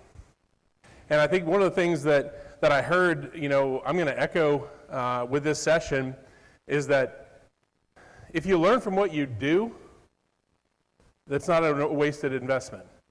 And sometimes when you make investments, they feel like you're wasting your time, wasting your money, only to find out a year from now that you weren't. They watched that video, right? They're paying attention. The timing may not have been right for them to buy from you today, but at some point they will. They'll have the courage, they'll have the money, they'll have the problem or the need, and keeping your message out there, keeping consistency and discipline in yourself and your sales process and your sales team is how to win in the long run. The reality is we're all in markets that are fairly finite, right? A specific city, state, maybe region. Very few of us are truly global enterprises with global opportunities. We have a finite amount of companies. Some are being bankrupt every day, some are coming every day, but at the end of the day, it remains pretty consistent over time, right? Most cities are not growing at extraordinary rates. Sometimes you have to realize that you need to slow down and start cherishing every opportunity and making the most of it if you want it to actually result in where you want it to go over time. And it may not be on the timeline that you have in your head or this head trash of what you think should happen. Sometimes it takes months or even years for an investment to pay off. And that insecurity that we have, the fear we have in our head, sometimes affects our behaviors. We don't want to invest on something that doesn't have an immediate return. We don't want to waste $1 on something that doesn't pay for itself immediately. Well, over time, guys, that eventually starts to become who you are and what you achieve as a business. You're only looking for immediate gratification. You're not willing to spend or invest any moment of time or dollar of revenue in something that doesn't have an immediate payoff. That really, really constrains your market. We start looking at some of these social media videos, and some of those guys, to be honest with you, I think they do an incredible job online, just sort of planting seeds and depositing seeds in the earth. And over time, those grow, and you see more and more likes and more shares, and eventually they become Facebook famous or LinkedIn famous and end up on a panel. Marketopia's goal for you is to focus on high margin recurring revenue. You saw when I did that what is a lead worth to you presentation and went through the numbers that in our mind, the valuation of an MSP comes back to three things. One is growth rate, how fast you're growing. Number two is your EBITDA, how much money you make, right? Someone who wants to buy you is going to be buying different things, and at the end of the day, you don't want the valuation of your business to be based on your book of business. You want it to be based on the business that you've built, the marketing machine that you've got, the sales machine that you've got, the service machine that you've got. That's where the strategic buyers are. They want to buy your X, your call center, your sales team, whatever it is, and then load more of what it needs to be successful on top of it, right? That's what they want to buy. So what we want to focus on is high margin, big money, 5-year managed service agreements, right? That's what we're going after. And you'll notice that with the title, Slow Down to Speed Up, it seems kind of counterintuitive, right? Slow down to speed up doesn't really make sense. So let's kind of dive into what we mean by that. First, this is a fact. For anybody who's in an MSP who's stuck between $750,000 in revenue and $1.25 million in revenue, you're in this same zone where you got where you are by depending on word of mouth leads, and it worked for a long time, right? It got you to 500,000 or 750. Some of us a little bit more, some of us are a little or less, but eventually, as a percentage of what you need to grow and achieve your dreams, the word of mouth starts to tail off, right? It doesn't work anymore, and eventually you realize that years are going by and your revenue is being relatively flat. The nice thing about marketing is that you control that number, right? You double a marketing activity, you're going to double what it generates for the most part, right? If you give one caller, they get 6 appointments a month. You hire 2, you're going to get roughly 12, right? It's just a math. It's just simple math. And that's the beautiful thing about marketing is you can control it. All it is a purse string or a check or a new hire within your internal team, depending on how you decide to do it. You can control the amount of leads that you generate. You have to have marketing and lead generation to replace the customers that are naturally going to get smaller or leave you altogether. There's always someone in this business who's willing to do something cheaper than you're willing to do it. And that's becoming a bigger problem for us because a lot of us that are more savvy and sophisticated and knowledgeable about security, cybersecurity, for example, are starting to get on really, really, really tall horses, very high horses about what we're willing to accept. The problem is when you are on a high horse that's only willing to accept a client who's willing to invest $200 per user for this collection of services that you've offered, there are 99 other MSPs that are willing to do it for cheaper than you. Perhaps $40 a user, $50 a user, $60 a user. And that's going to kill you unless you learn how to justify the value of what it is you want to cost, what it is you want to sell. There's a lot of people that have a kind of a similar job description to me in the channel, talking heads, sort of thought leaders in the channel, and I have a lot of respect for them. And they get on stage and they'll literally pound it into you that you should be charging $200, $250, $300, $350,000 a user, or $350 per user per month for services. And they'll tell you this big, beautiful bundle that you can sell, and everything looks great on paper. It does. All of a sudden, your $500,000 in revenue becomes $1 million, and you didn't add any more people. You just added more services that generate margin. It sounds great, and it is. It is. In the short run, it works. All you're doing is calling your existing customers and saying, hey, Bill, guess what? You should be scared to death about what's going on in Russia right now. It's affecting people just like you, and everything you own and everything you've built is at risk. Follow my advice and do it. That'll work. And I would encourage you to do it. We call it the cross-sell, upsell at Marketopia, and that should be an engine within your business, focused on creating packages and then building out marketing and sales programs to go after them to get your customers on a plan that makes you feel comfortable, makes you sleep at night, makes you feel secure about your business because your customers are secure in theirs. That's good business. The problem with that approach is that it works against you in sales. When you're talking about a net new customer, those talking heads don't get up on stage and talk to you about new customers, do they? They'll talk about how, oh my God, I doubled my business in 9 months.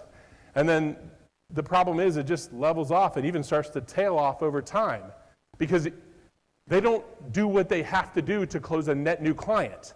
You can't compare what works with a customer with a stranger. You can't compare what works for a referral partner, someone that maybe your CPA referred you or your dad's best friend or someone like that. The sales machine that works for them is not going to work in that stranger environment. It gets way more complicated, right? You don't have someone else leveraging their reputation to put you on a pedestal. You don't have that working for you. You also don't have the trusted relationship and the trusted advisor status that you built over time helping you close deals. What you have to do is slow down and start to build a repeatable sales process that's going to generate trust over time, that's going to generate revenue over time, that's going to generate margin over time. For those customers that have enjoyed the sales training that we've done on methodology, there's some new things that we've learned over this year that we're going to share with you today. Our goal is very simple. When we give you a lead, we expect it to become a customer. Period. End of story. I am not a person up here standing saying $250 a user or nothing. I will tell you that's a great way to build a lifestyle business. I'm not the person that's going to stand up here and say, dude, I've got this package that you can buy, this little bundle, this little subscription, this little toolkit, whatever it is, that's going to magically turn you into a salesperson so good that you can charge $350 for this magical bundle of services that the prospect doesn't truly understand or appreciate. And you're going to beat the guy who's charging a third the price for a bundle that's a third as good. That's not possible. It's really a lot harder than it sounds. And how you do that is to change the game, to change the dynamic by which you generate revenue, change the sales process to one that's designed to get you that trusted advisor status and the relationship equity that you need to close the deal. And sometimes that's going to take a day, a week, a month, but sometimes it's going to take a year or 2 years or 3 years. You see, you didn't get where you are in a week. You didn't get where you are in a month. There's no reason for you to rationally believe that buying some sort of package or subscribing to some sort of thought leadership is going to magically help you get where you're trying to go. It will take time. The grind is worth it. The end result is worth it. And I hope you go in that numbers game that we talked about a little while ago, that the journey is worth the destination. The destination is worth going through the journey. All right, so what we're going to do is we're going to talk about how you can turn a stranger into a customer, and you're doing so at a higher rate with higher margin than you would be able to do alone, right? And I can promise you that while scaring people can help you get a deal, a lead, scaring people about what's out there in the dark web or anything else out there is going to help you get a conversation going. At the end of the day, it's simply a value conversation for that prospect, for the customer sitting on the other side of the table. Is the positive worth the negative being price, the positive being value that they see. You have to get very, very good at explaining value. The better you are at explaining value, the more they'll be willing to pay. The bigger that bundle can be, the more profit you'll make, the more revenue you'll make, but it will take time to get there. Not just in the initial conversation, the initial sales process to bring on a customer. We're going to call that this week winning. We're going to learn how to get to the end a lot more often than we are today because we all need to get there way more frequently. But we're also going to talk about over time how you get there, continuing over time, going through the same methodology every quarter, every year with your existing customers to gradually raise that revenue dollar. We're going to stop being afraid of raising prices. We're going to stop being afraid about bringing new technologies and requirements to our customers, and we're going to start thinking about everything on a long continuum, right? We're going to add revenue with our existing customers every month, net new customers every month. We're going to get to that I can't remember the total number, $17.6 million in revenue over the next 10 years, that we're going to get there by closing deals. All right. So in Marketopia's sales methodology, we believe in 5 phases. And everybody could have different names for those phases, and that's fine. And the first one is the initial conversation. That's your first step. In COVID land, that almost always started off on a phone call or a Teams or Zoom or something like that. It's an initial conversation for really them to decide if it's worth investing their time to meet with you. And back when COVID landed, it was like, is risking getting COVID worth talking to you? That was sort of the threshold for an appointment. But these days, it's become sort of a problem, which is, hey, let me just stop by and talk to you. There's like this initial resistance now that really is a lot more than it used to be. So we've now built that into the sales process with an initial conversation. Let's dive into that. So first of all, and perhaps the most important part of every methodology is to understand the goal. The goal of the initial conversation is not to close anything. It's not to justify a $300 bundle. It's not to for you to weed out people who aren't worth your time. In fact, that's the exact opposite of what you have to do. It is too early in the sales process to justify anything. They don't know you. You don't know them. All you know is what you found on LinkedIn or Facebook by Googling their name. So what do you treat it as? One is this is a speed bump.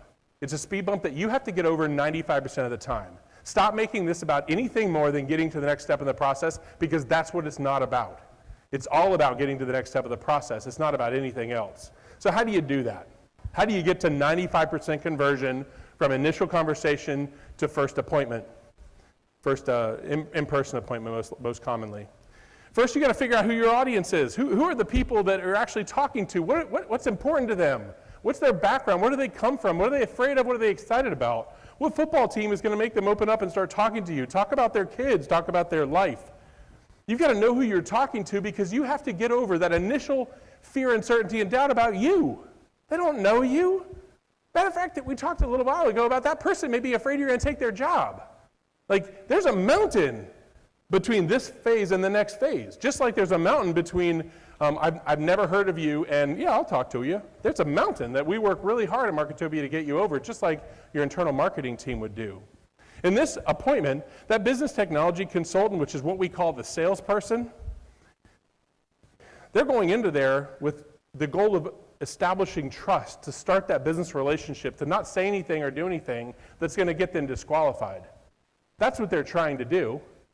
You can't determine up front how much someone is willing to pay for you. You can't ask a single question, whether it's budget or anything else, to find out if they're willing to pay for you at this point. You don't know anything. And I'll give you an example. How many times have we gone into a customer, and even our existing customers, that had a budget for IT that yielded services and security that ended up getting them hacked? And all of a sudden, their thoughts on what's a reasonable investment for security changes drastically in 1 second. As soon as they get that blue screen of death or whatever, that ransomware email or whatever it is, all of a sudden, their heart drops, and all of a sudden, money is no object. That's sales. That's what you have to get to. You have to earn that right to drop that bomb, to tell them something they didn't know. I want you to be professional. I want you to focus on listening and learning, because the customer will tell you what that thing is. They'll tell you what you need to say and do to win the deal. They'll tell you what it's going to take to close the deal. You're going to get them talking, asking open-ended questions, and most importantly, don't disqualify yourself. If you're too busy to roll and invest time in a lead that you paid $1,500 for, you need to rethink your job description.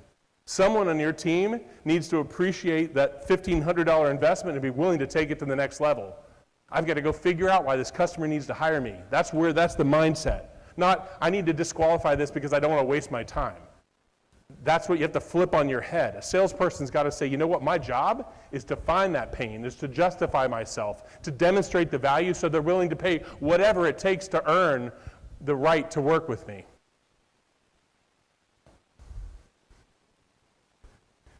You know, I'm a Christian guy, and I will never tell you to lie, cheat, or steal. Okay, so just know that. I never believe in doing that in any sales process. We go to great lengths to ensure we don't do that, even though it's awfully tempting as an MSP to say something that justifies what you want, even if it's not true, right? You can, every time you do a network assessment, you could magically find something, and I will tell you there are MSPs out there that do. Oh, I think you got hacked, or I think if you don't buy this, you're going to get hacked, or some sort of a thing. Never do that.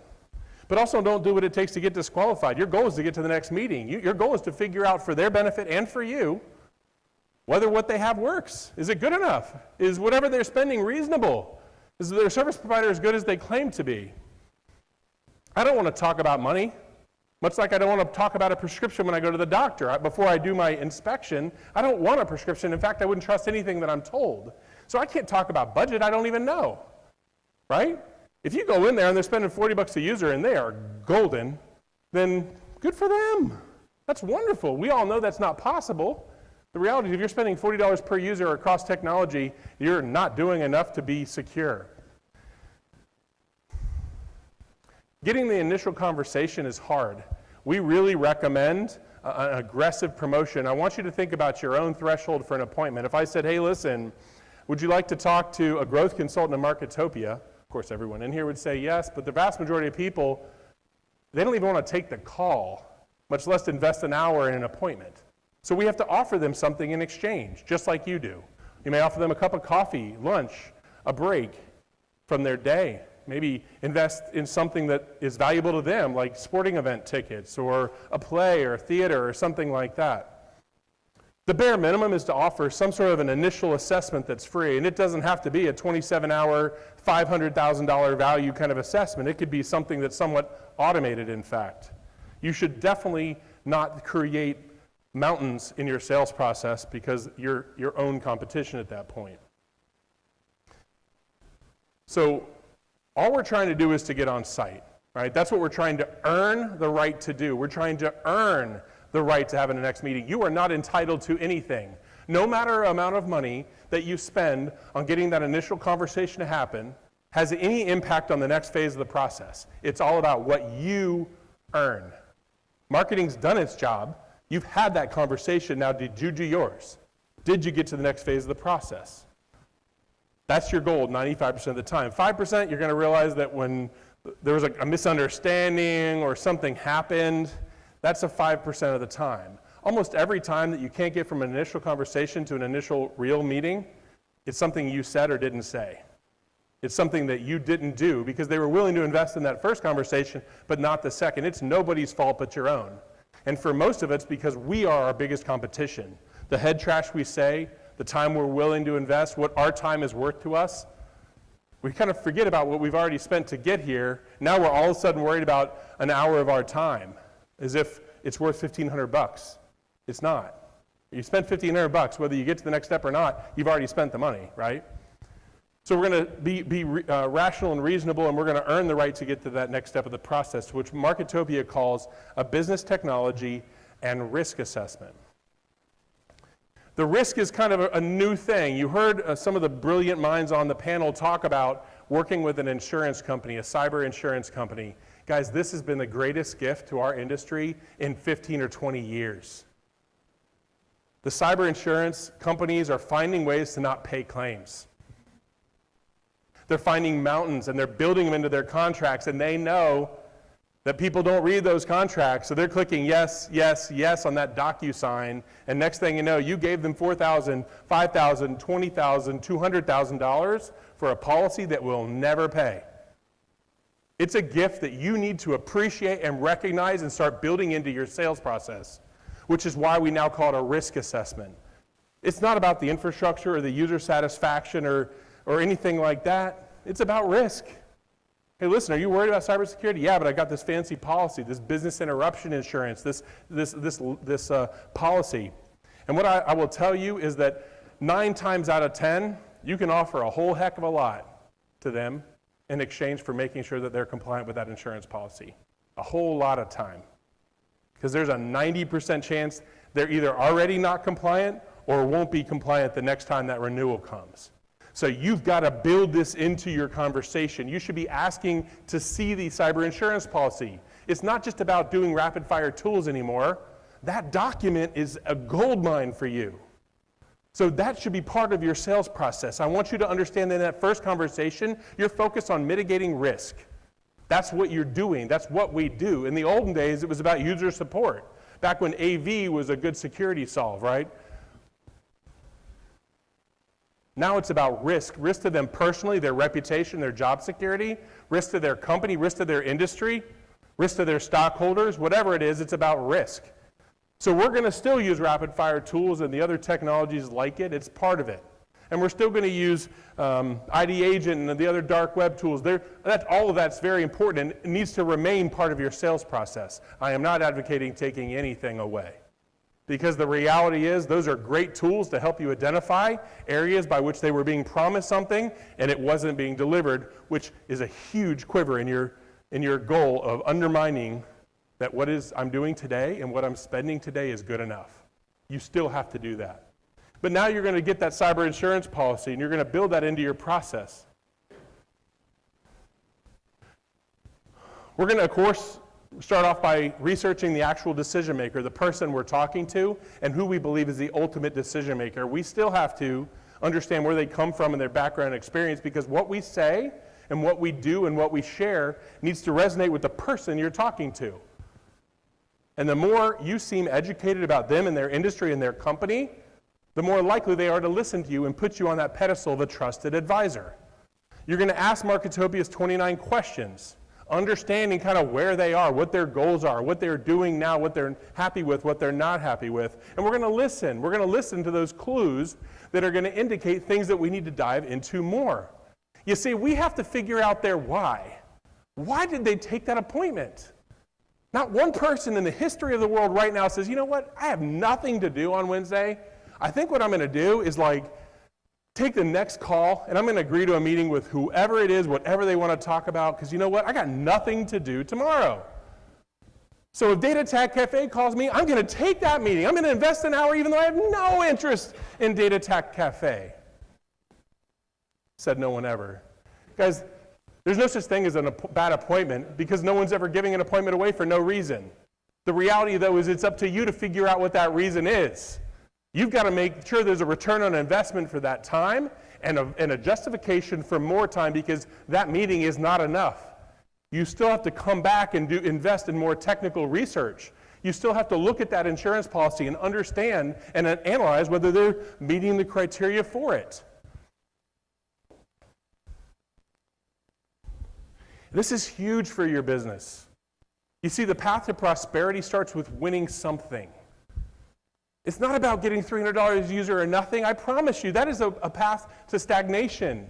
It works for existing customers because you've earned that over years and years. You've built that relationship, and yes, you should go after it. But man, that next customer, they don't know you. You don't believe, you say the same words as everybody else. In fact, if you do it the same way, give them a proposal, talk about price in the first conversation, tell them that all customers are the same and it's just bronze, silver, gold, or platinum, go for it. Guys, you've lost that deal.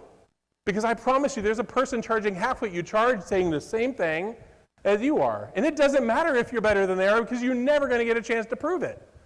You've got to change the game on meeting one, comment one, conversation one. You have to do that through the entire sales process if you want it to end where you want it to end, which is a signed contract.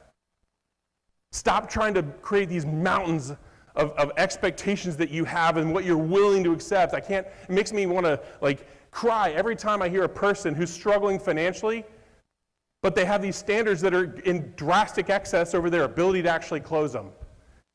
We're going to talk about that a little bit later, but I want you to understand that nothing matters unless you close the deal. You need to stop getting away from just all these huge standards that are keeping you from achieving your dreams, because every $1 million starts off with $1. Every customer at $300 a user, very few are going to start there. You're going to have to build that and earn that over time. Our goal is to turn this business technology and risk assessment into a technical assessment, i.e. that rapid fire tools, more technical deep dive, 95% of the time. If you lose here, that's on you. It's not on anything but you. You're making a choice by saying something or not saying something, by doing something or not doing something. That's it. If you do your job, you're going to justify that next investment of time or risk for them, right? If it's running rapid fire tools, let's just say that's the conversation, since the man in orange is here and I love that guy. That's a risk to them. Their current provider might find out. Right? Something may go wrong. They don't even know what they don't know. They just know that change is scary and risky and could cost them their jobs. Certainly could cost them their peace of mind. So you have to justify that investment. Stop trying to think of it as an entitlement, because you're not entitled to anything ever. They don't care what you spent. They don't care how good your website is. They don't care how good you are. You have to justify them assuming the risk and investing the time to get the next stage of the sales process. You have to do it 95% of the time, and if you don't, that's a sales problem that you have to fix. Okay, now I've got on site. I had that initial conversation. I got them concerned about liability and risk. They understand that there's way more to this than there was even last year or 5 years from now. The game has changed, and we all know that. And in that first meeting, we've explained that to them and showed them that. So now we're coming on site. I'm sitting down with that cyber insurance policy, and I'm digging in. I'm going to read it. And if you don't understand contracts, learn them. If you don't understand cybersecurity insurance, learn about it. And if it's way beyond your pay grade and you just know bits and bytes, bring an insurance agent with you, because you know the chances are that they might be able to sell them something to that prospect too, that you can involve them in your sales process. They have the same goal you do, which is to protect the client, right? All right, so we're going to talk about cyber insurance policy. We're going to talk about vulnerability. We're going to talk about industry regulations that right now you may know nothing about. There's a beautiful person up front here, Mike Simmel. Mr. Simmel's really good talking about CMMC and security, and I'm going to tell you that that's what you need to become, is an expert on security. You need to be able to have these conversations. You will never be him, and that's perfectly fine, but you've got to be able to talk the talk, because that's part of the conversation. Same thing goes with compliance. If there are regulations of that industry or expectations of that industry, you need to be able to talk about them. You need to be able to have that conversation, because that's part of the risk that they're taking. That's part of the risk that they're assuming if they don't do it right. Now you see, when you look at this, you're like, wait a minute, rapid fire tools and checking patch levels and backup status isn't even really a circle anymore, and guess what? It's just part of every circle. It's one of the steps you're taking. It's part of a complicated process of assessing risk, assessing alignment with regulations and compliance requirements and cybersecurity insurance policy. If you find that there's a problem or could be a problem, and their managed service provider isn't patching the router, firewall, or workstations or whatever, backups aren't good, all of those are big deals, right? And we used to lean on that and win deals, but it is not enough anymore. And it won't be enough as long as price becomes the primary concern, which it is right now. Every company out there is looking for ways to reduce their cost. But they don't want to do that to put their business in jeopardy, however. Right? That's not worth it. Saving $500 a month is not worth risking my business. But until they understand that they're risking their business, $500 is a lot of money. Just like it was for that company who was too good or too cheap to buy what you told them to, until they got hacked, and then they're willing to do anything you ask them to. It's the same conversation. You've enlightened them. That's your role as a salesperson. That's how you get from this business technology assessment to the proposal conversation 95% of the time. There are 5% of the time where things may happen. It's not 100 for a reason. The reality is situations change. They may change with you or them. You may discover that the drive to their office is twice as far as you originally did, and therefore it's not worth it anymore. I don't know. It's possible. They could have found out that under no circumstance could they ever fire their person, to the point where they've convinced you that that's true, and maybe you respectfully bow out because there's no chance of winning. But I will tell you, it's only 5%, which is a tiny number, because that should never happen. The reality is, if they're not worth driving because they're twice as far as you thought they were, charge more. Stop being afraid to charge more. It's okay to charge more. The reality is, every one of us in here should be willing to do anything for a client for a price, obviously to a certain limit. Maybe not even that for some of us, I don't know. All right, so how do we do that? We're going to overcome any objections that they have to getting to the next step by first tabling that technical conversation. Right, in this business technology and risk assessment, we're going to avoid talking tech. We're going to remind them that even if their current provider was great and they just went through this a year ago, technology is changing and so is risk. You're going to remind them there are very real risks, and that whatever insurance policies or sense of peace of mind that they've got may or may not be valid. If an insurance policy says it'll protect you, but has a clause in there that you don't comply with, it's worth nothing. Nothing, guys. If you promise, I don't know, what would be something in a cybersecurity policy that a lot of people wouldn't have? What was that? Multi-factor authentication on every system, okay?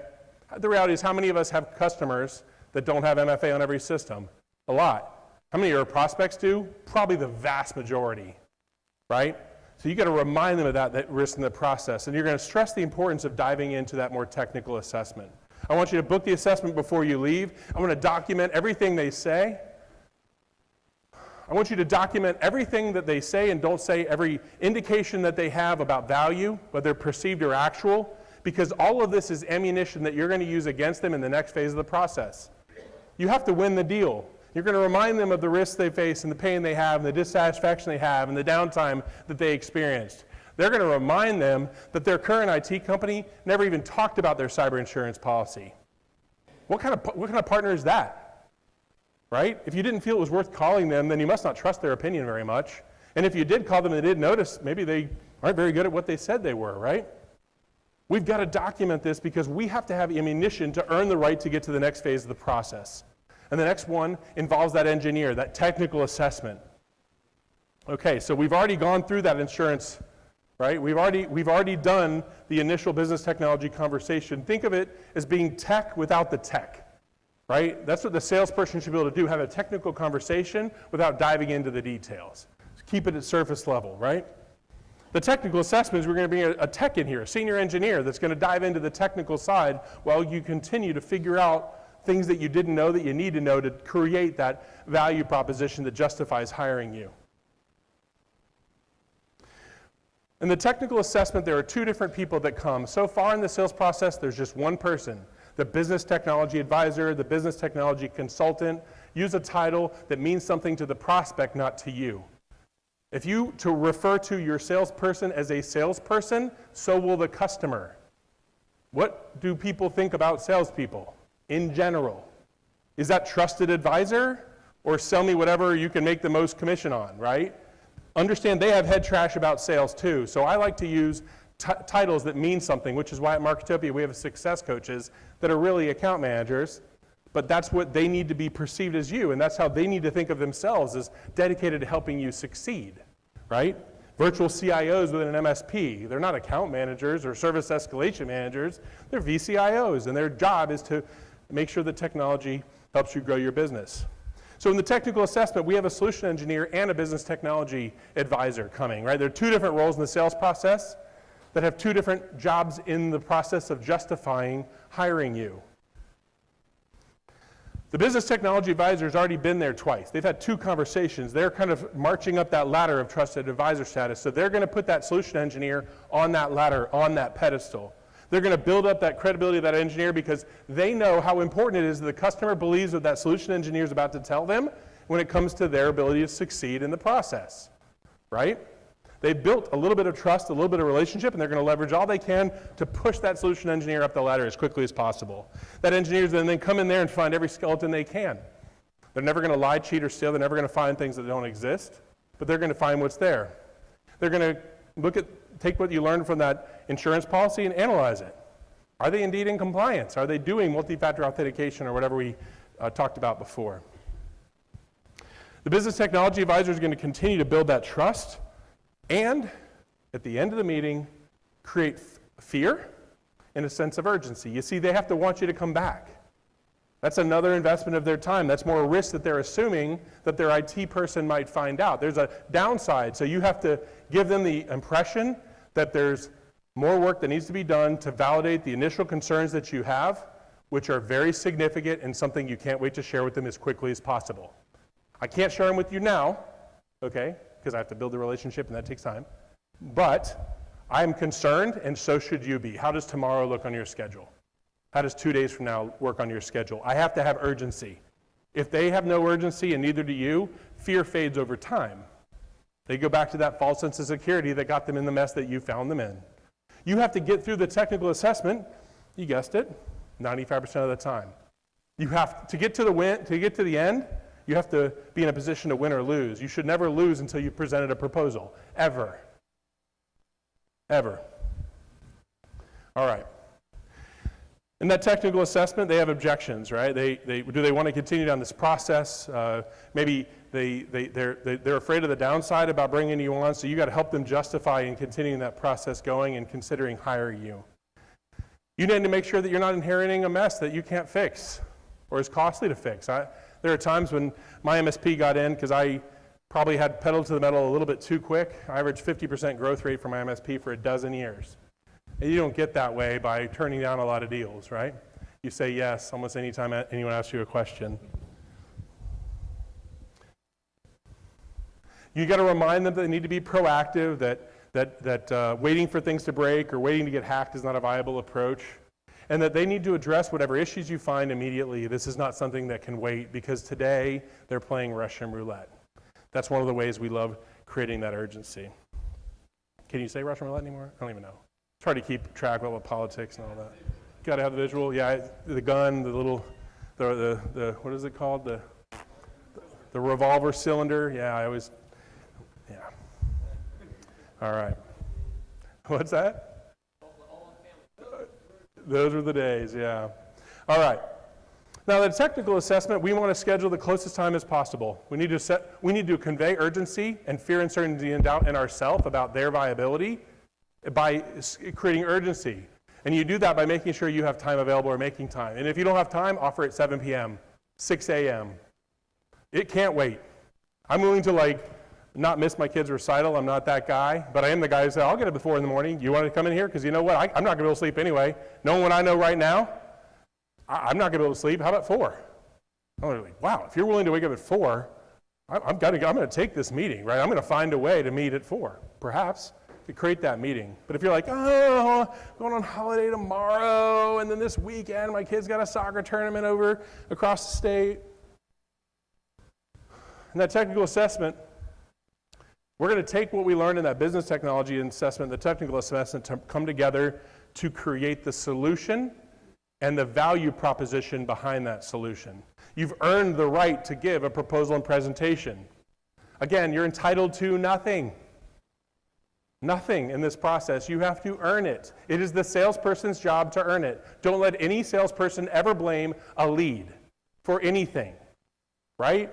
You ever seen like Rob Ray? He could probably sell ice to an Eskimo, right? I don't know if that's politically correct either, but the reality is, the reality is, great salespeople find ways to sell something. They'll find justification. They'll create urgency. They'll find pain. They'll find hope and dreams that aren't being fulfilled. They'll figure out how to sell something, and that's the salesperson's job. Now, in the proposal and presentation stage, that is the first stage that it's acceptable to lose. You shouldn't be losing until you've armed yourself with everything you need to justify whatever price you want to charge, whatever level of service you think they need. You've now got the ammunition because you've identified all of the areas by which they're inadequate or insufficient in whatever solutions at play. You've got what you need to create a compelling value proposition that makes them sign the stupid proposal.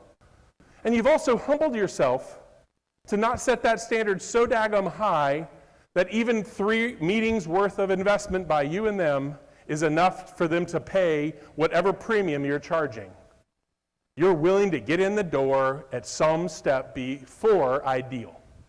You're willing to take a customer smaller than the lofty one you had for yourself. You're willing to take a plan that's $100 a user because you've got a machine that's going to get them up to $300 over time.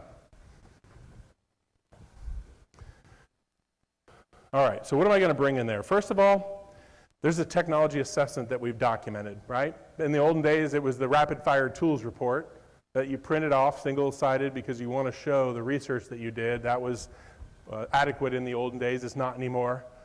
Now you're going to show red lines on an insurance policy with a lot of circles and concerns and question marks, right? You're going to show that you do your due diligence across the entire risk spectrum. You've listened to Mike Semmel, you know what you're looking for, and you're going to go out there and figure out if they're compliant. You're then going to create a solution presentation that's compelling. It's compelling. It's going to address all the concerns that you've identified and give them a proposal to resolve their concerns and become compliant with regulations and insurance requirements and also best practices, of course. And you're going to prepare that in such a way that it's a proposal that's going to educate them before you're going to give them the shock part of the awe. The awe is the work you did to get to this step. You've done your homework. You know what you're about to say, and I should listen to you. I should value your opinion because you've earned that.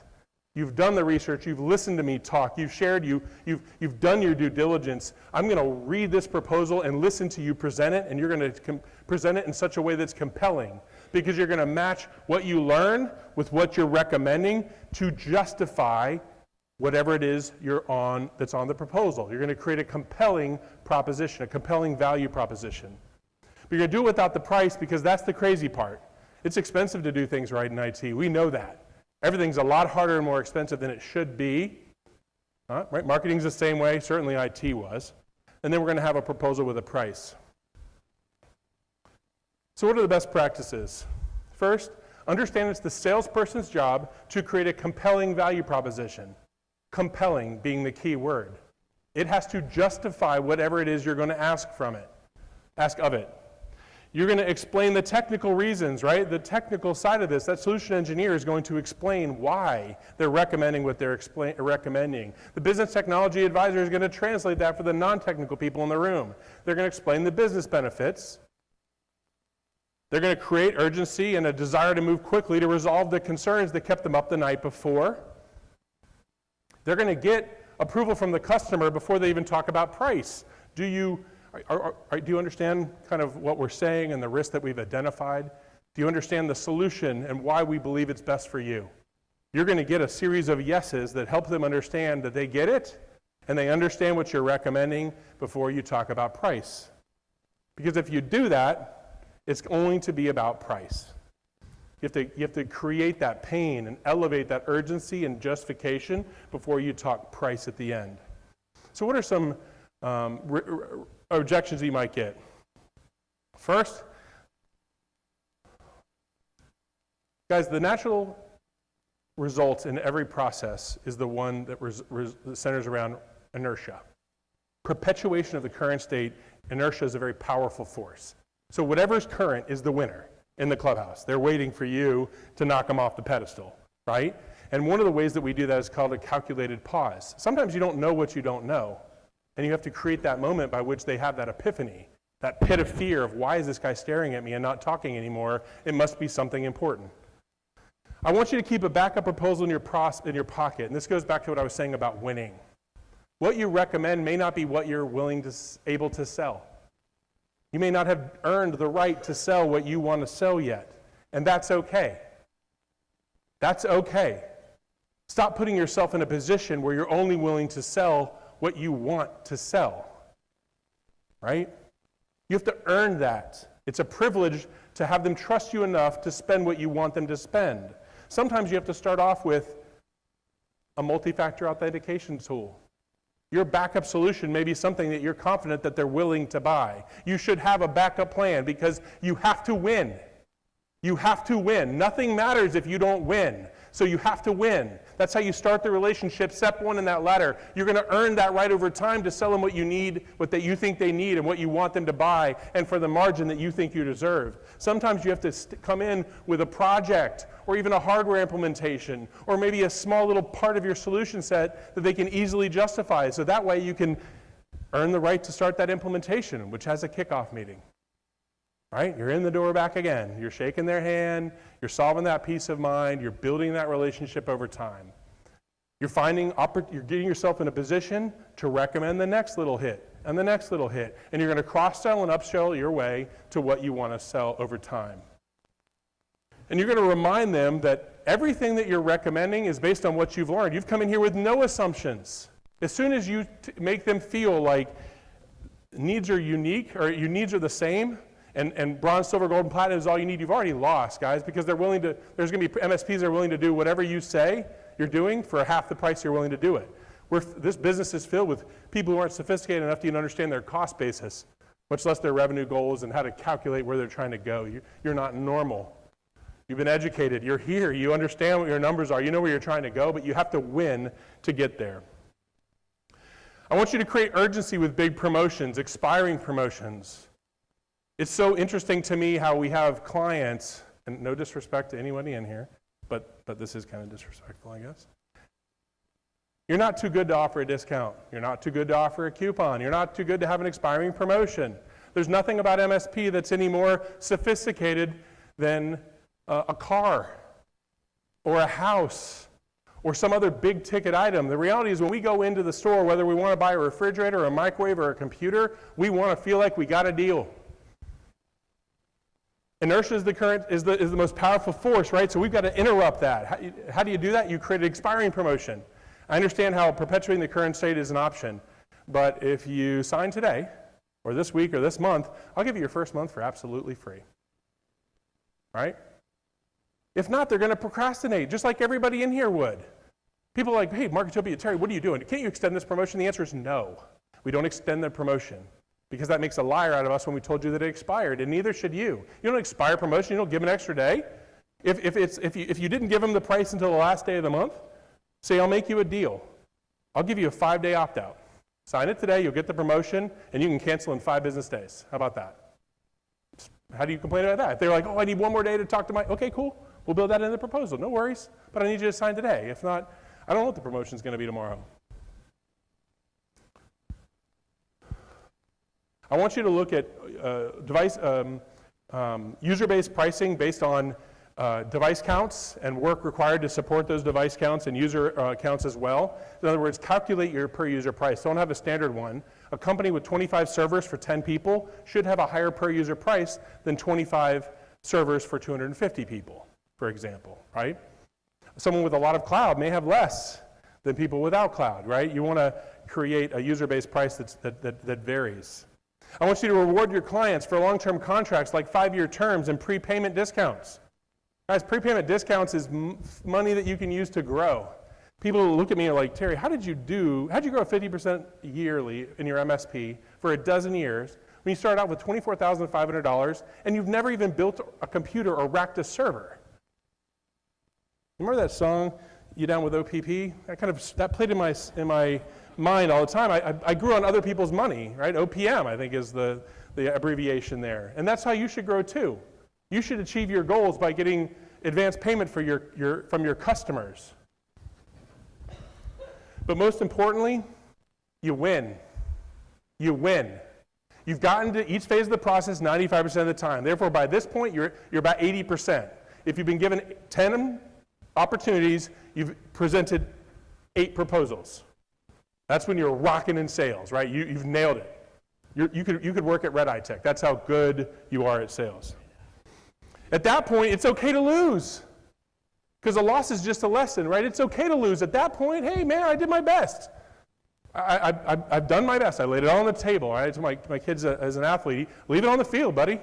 The last thing you want is to walk out that field and have regret about something you didn't do, right? The hour you didn't invest because you don't know if they're willing to invest what you want them to invest or that they're a good customer until you've shown them and learned about that customer. Your close ratio should be between 25 and 50%. So on 10 appointments, 8 should get to this phase, and you should close between 2 and 4 of them. If you close 8, that means you didn't charge enough, probably. It could be that you're amazing at sales, and that's entirely possible, but it's very likely that you're probably not charging enough, right? So it's okay to lose, but I want you to lose 25 to 50% of the time. So our customers have a range of 0% close to like 75% close. And if I could just get them all on 50%, I'd be thrilled. I'd take 33% too.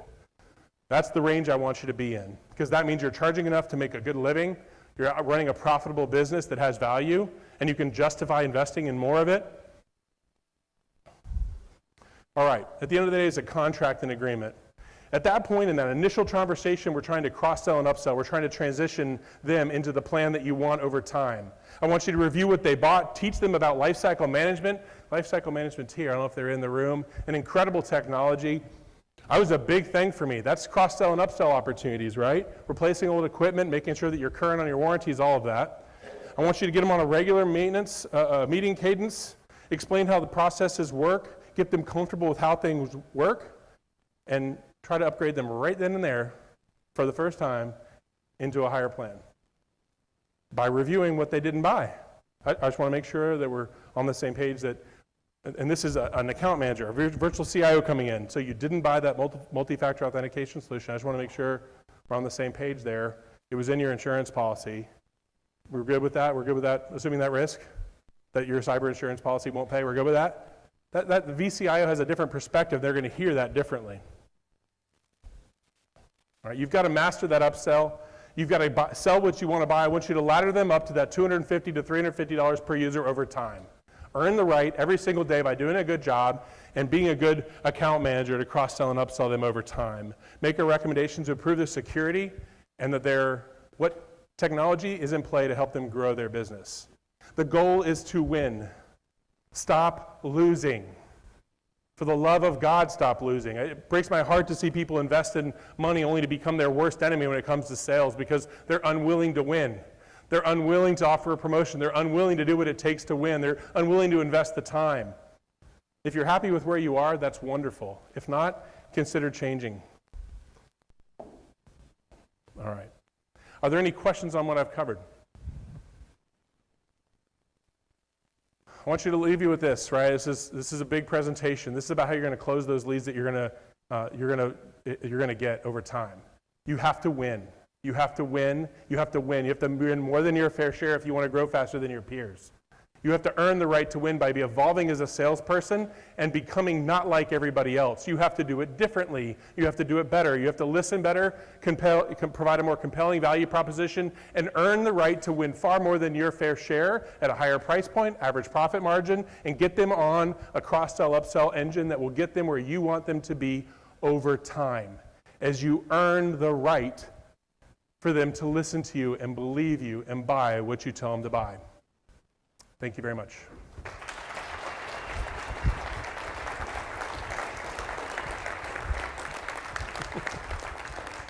Marketopia presents GROWCON's inaugural Client Achievement Awards. We are proud to have helped hundreds of technology companies get more leads, more sales, and more profit. Today, we recognize and honor our exceptional Luminous long-term partners for their achievements and rapid growth throughout the year. Here to announce the award recipients are Marketopia's CEO and CMO, Terry and Andra Hedden.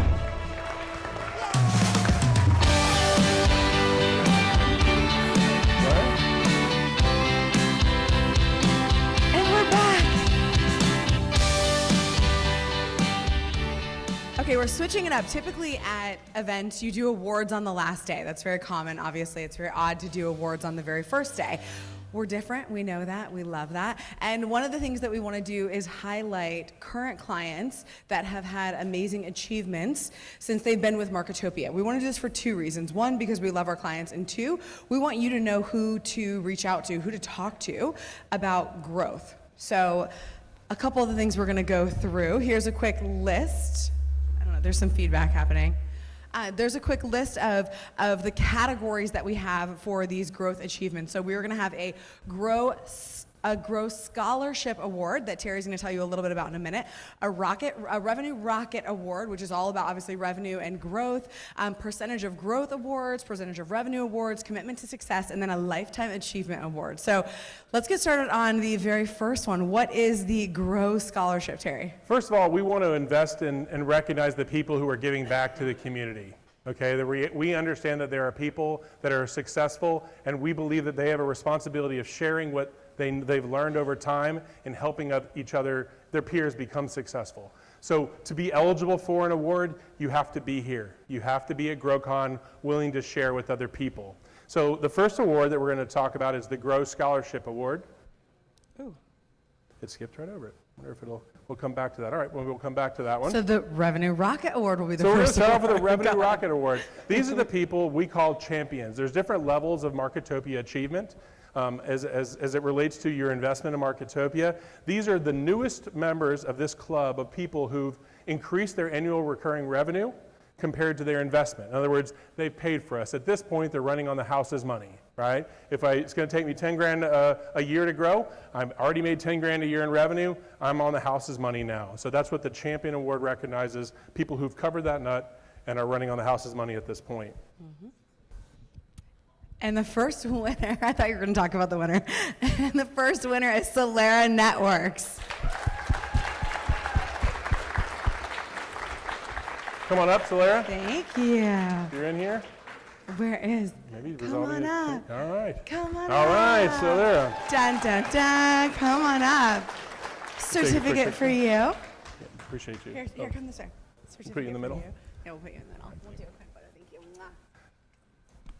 Mwah. All right, awesome. Congratulations. Appreciate you, buddy. All righty. All right, our next winner is Solaris. Very different Solaris networks. totally different company with a freakishly. Thank you. Solaris in here? Is Solaris here? We gave them no notice that this was happening, so maybe. I they're know, in the no one restroom knew. or something. Okay, it's okay. It's All okay. right. That's the next Solaris. We'll give them their Here, I'll award. give They're it here, back but to not you. here. All right. And the next award goes to. Dun, dun, dun. And these are all the 1X annual. So E3! Yay, come on up. I knew you were going to hop right up. Here we I go. appreciate it. Congratulations. Awesome. Yay, All right, good deal. congratulations. He's an amazing guy with Marketopia swag on his wrist, and he's a great guy to learn from, so appreciate you. All right. The next champion award goes to Dun, dun, dun. FutureLink. Come on up. Thank you. Congratulations. Good to see you, sir. Yes. For you. All right. Good deal. Congratulations, congratulations. All right, yet another champion. Again, these are only the people here. There's actually a lot of winners here that have either already gotten their award or are not able to make it today. The next award goes to. Dun, dun, dun. Net Shirt. Come on up. Come on up. Congratulations. I love it. Everyone's just hopping right up. I love it. Thank you. Thank you. Congratulations. All right. Congratulations on becoming a And champion. be careful jumping down. There you go. All right. The next category is what we call a luminary. These are people who have doubled their investment. In other words, they have a 100% ROI. They spend $10,000, they're making $20,000 a year. This is a milestone that we celebrate because obviously it's way beyond us at this point. They're on their own and they're closing deals and they've doubled up on their annual investment in Marketopia. First winner is? And the winner is Computer Doc. Come on up. Congratulations, gentlemen. Oh, wait. Congratulations. I don't have anything to give you. Okay, here we go. Hold on. Yeah, Here it is. Okay. A brand new car.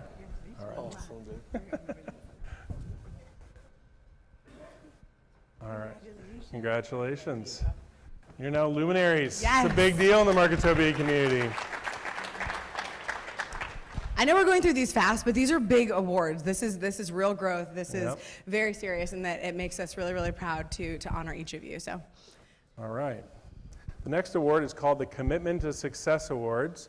These are people who've demonstrated commitments in themselves and a commitments to achieving their business goals by doing more than they originally did to increase the return on investment and hopefully accelerate their growth even further. So the first winner is? dun, dun, dun. Red Eye Tech. Come on up. Oh, thanks. So sorry. Congratulations, sir. Thank you. I'll hold this for you. All right. There you are. There's going to be more and more. This part of GROWCON is going to grow over time to involve some exclusive parties and stuff like that. But we're excited to get the ball rolling this year. All right. Congrats. Next up. The next winner of the Commitment to Success Award is E3IT. E3. Two-time winner. Oh my goodness. You're gonna get a workout. You're gonna get a Exercise. workout. Next time you're going to take the stairs. Email me. All right. Of course. There's very few people who demonstrated more commitment to their personal and business success than that man. He works harder and is more open to learning and growing than probably anybody else in our community, I think. A lot of people love him. and his partner. All right. Love, like, yeah. I meant people love you, not that you love him. I'm just making sure we're clear. Okay, cool. All right, the next Commitment to Success Award goes to? Dun, dun, dun. Data Tech Cafe. Come on up. Thank you, ma'am.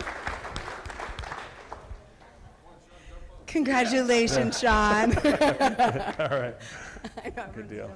Mwah. All right, congratulations. Yeah. Yes. A little shout out for his Yeah, peer that's group. the I love peer that. group A. The privileged few that are invited to that one. All right. The next Commitment to True. Success Award goes to? Dun, dun, dun.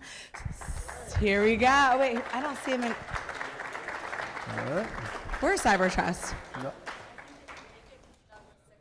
Oh, All right, okay. he's So sick Cyber upstairs Trust IT somewhere or Solutions. something? All right, well, Congratulations, we'll send him some Pepto-Bismol. anyways. All right. The next Commitment to Success Award goes to? Bum, ba-da. Braden. Come on up.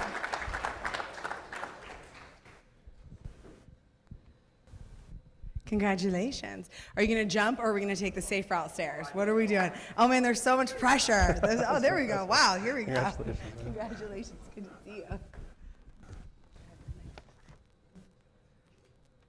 Awesome. Okay, great. Congratulations. I love it. All right. Congrats, congrats. Geez, I wonder how many of these have. There's a lot of people committed to their success around here for I some know, reason. they're really. All right, the next winner is? C&K Systems. Woo! Where is? I can't see him. There you are. Come on up. I know there's a lot in this category. Yeah, we I should have guess. had like some like hard rock and roll music on their way up here, especially people who are willing to jump. Oh, that he was did. close. He made it. That was close. Obviously, an elite athlete as well as an elite businessman.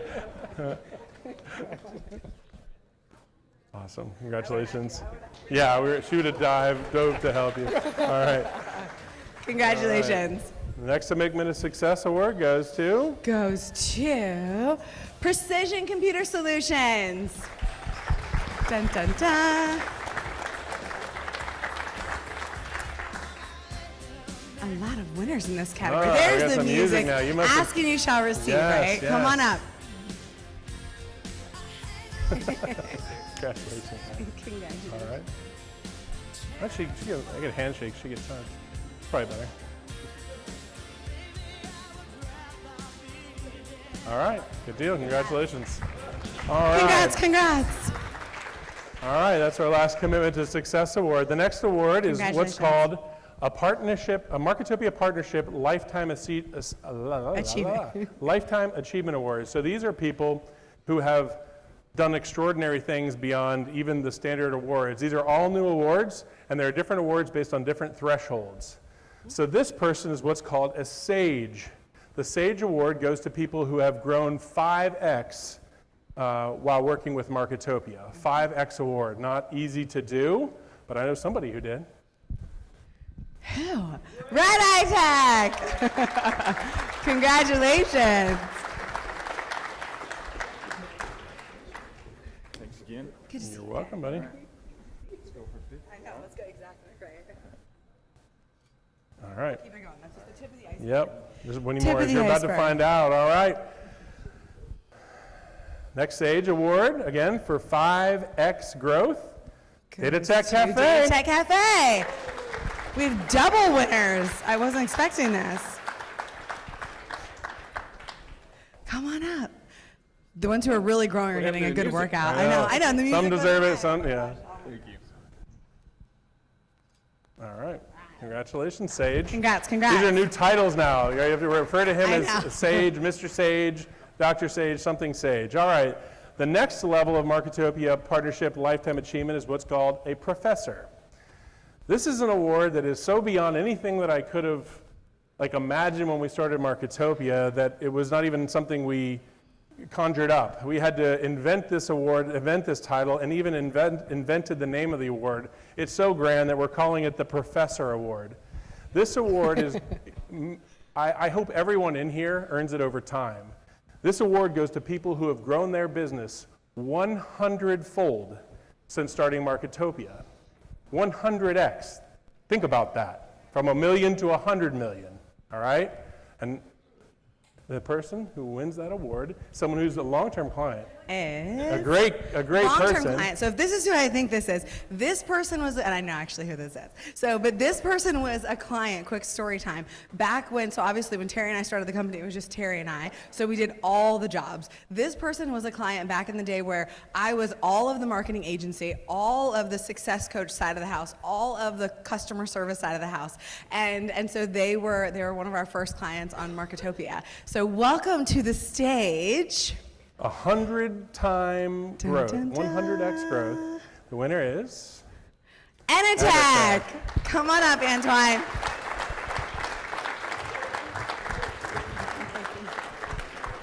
Antoine Jackson, He a needs legend some among music. us. We need some Professor music Jackson, for Antoine. huge, Come on 100 up. times growth.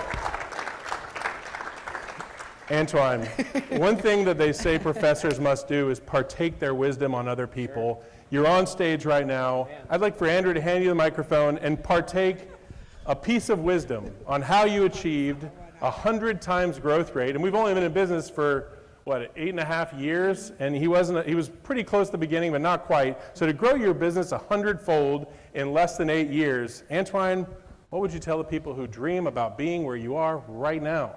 Well, it wasn't the 6 years I spent in college, I'll tell you that much, considering I'm the professor. I think for me, the biggest thing that helped me was, like everything we do in this industry, is using everything as a vehicle and a tool. And that was my perspective day one when I joined Marketopia, was utilizing that as a tool for success. And I know it's expensive. I know every tool we use in our stack is expensive. So it's just more about really taking that as an opportunity and figuring out ways to help you grow. I mean, that's why we're here, right? We're all here to improve our businesses. We're all here to really become a better MSP, and you can't get there by yourself. So that's my TED Talk. Thank you, jeez.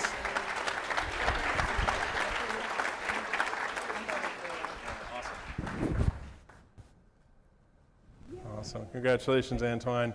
I would highly recommend spending time with this gentleman tonight. Not only obviously a 100-fold increase is something to learn from, but he's also a really good drinking guy, party guy, friend.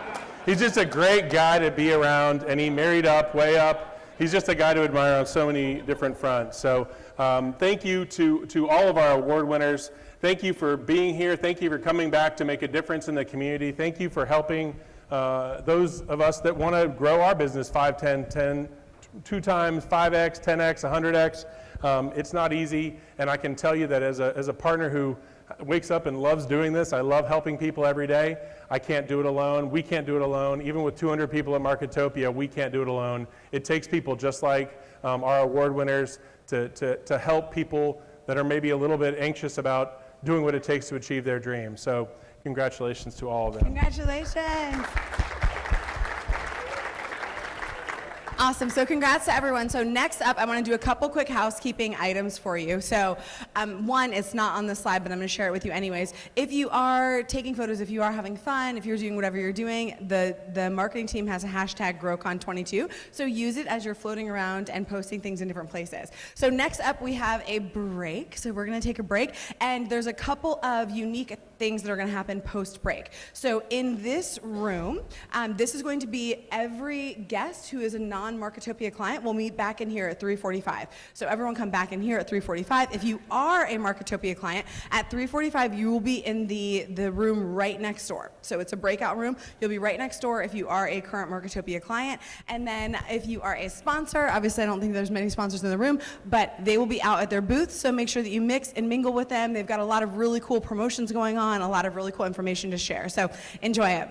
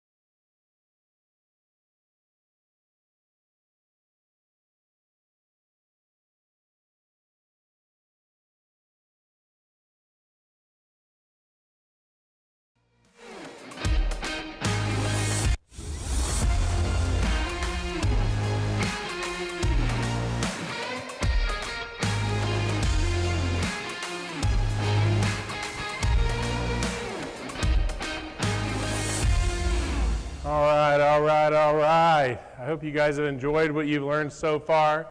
As you can tell, the room is much emptier now. Not only do we have people that are streaming online, if you guys want anyone in your companies to see what we're about to share, have them go to Marketopia's Facebook page or YouTube. We're streaming everything live. This session is all about you that haven't really figured out your plan necessarily for marketing and lead generation, and you're eager to learn more about what you need to do to get that number of leads that we talked about before. This is the how. The people in the other room, they've engaged with Marketopia, but that's not the only option, obviously, right? At the end of the day, my MSP, there was no Marketopia when I grew 50% a year for 12 years in a row. I had to do it all myself, so I built a huge marketing team and went after it, right? We built the team from 0 to 49 people in 6.5 years, and we did so without any money at all. I started my MSP with $24,500, and I was not technically competent. I could talk about things, but I had never built a PC or racked a server or really anything of consequence. So my story is one where just a business guy that was an MBA and Ernst & Young Management Consulting alumni came into an MSP industry, came to market with a fixed cost model, now called managed services, and was very quick to adopt some of the enabling technologies of cloud computing and managed services, and ended up selling his business and retiring at the age of 38. So I started doing a lot more public speaking engagements. That led to that conversation I was mentioning before with Chris Knowles in Atlanta, and he asked me to help him with his marketing. My partner and I came up with a business model together. She came from more the vendor side, I came from more the MSP side, and Marketopia was born. So in 8.5 years or so, we have generated thousands and thousands and thousands of appointments for MSPs. We do about 800 appointments a month or something like that for MSPs in the world, and we do so through a tremendous amount of effort. So I share that with you only because A, I had your job, I know exactly what it's like to work at an MSP. B, I happen to have more of a business mind, more of a sales mind than most MSPs. I sold the business and retired at the age of 38, which I think is something that a lot of people may want to do at some point, although I would not recommend doing it at 38. That did not work well, as you can tell. I'm standing in front of you instead of riding on a sailboat right now. So what we're going to talk about is how to get that number.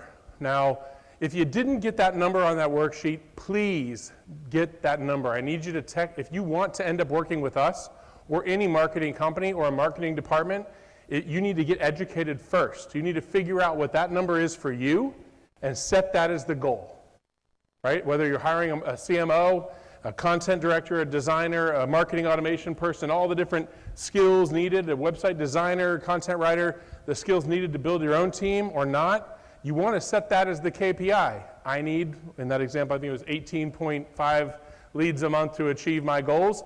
You're going to literally give them that as a KPI. At Marketopia, we know what that's going to take. So if you're working with Julia on the sales side, Julia's over there in the corner, I believe, right? Look at Julia waving over there. She's the person. If you know that number, you can text her that number or email her that number, and she can tell you what that would cost. And I used a predicted cost per appointment of about $1,500. The good news is that that's a relatively conservative number. There's a good chance that we can beat that for you, depending on what you call a lead. So I think you'll be pleasantly surprised with whatever the cost basis is. All right, so let's talk about generating leads and kind of how you get there.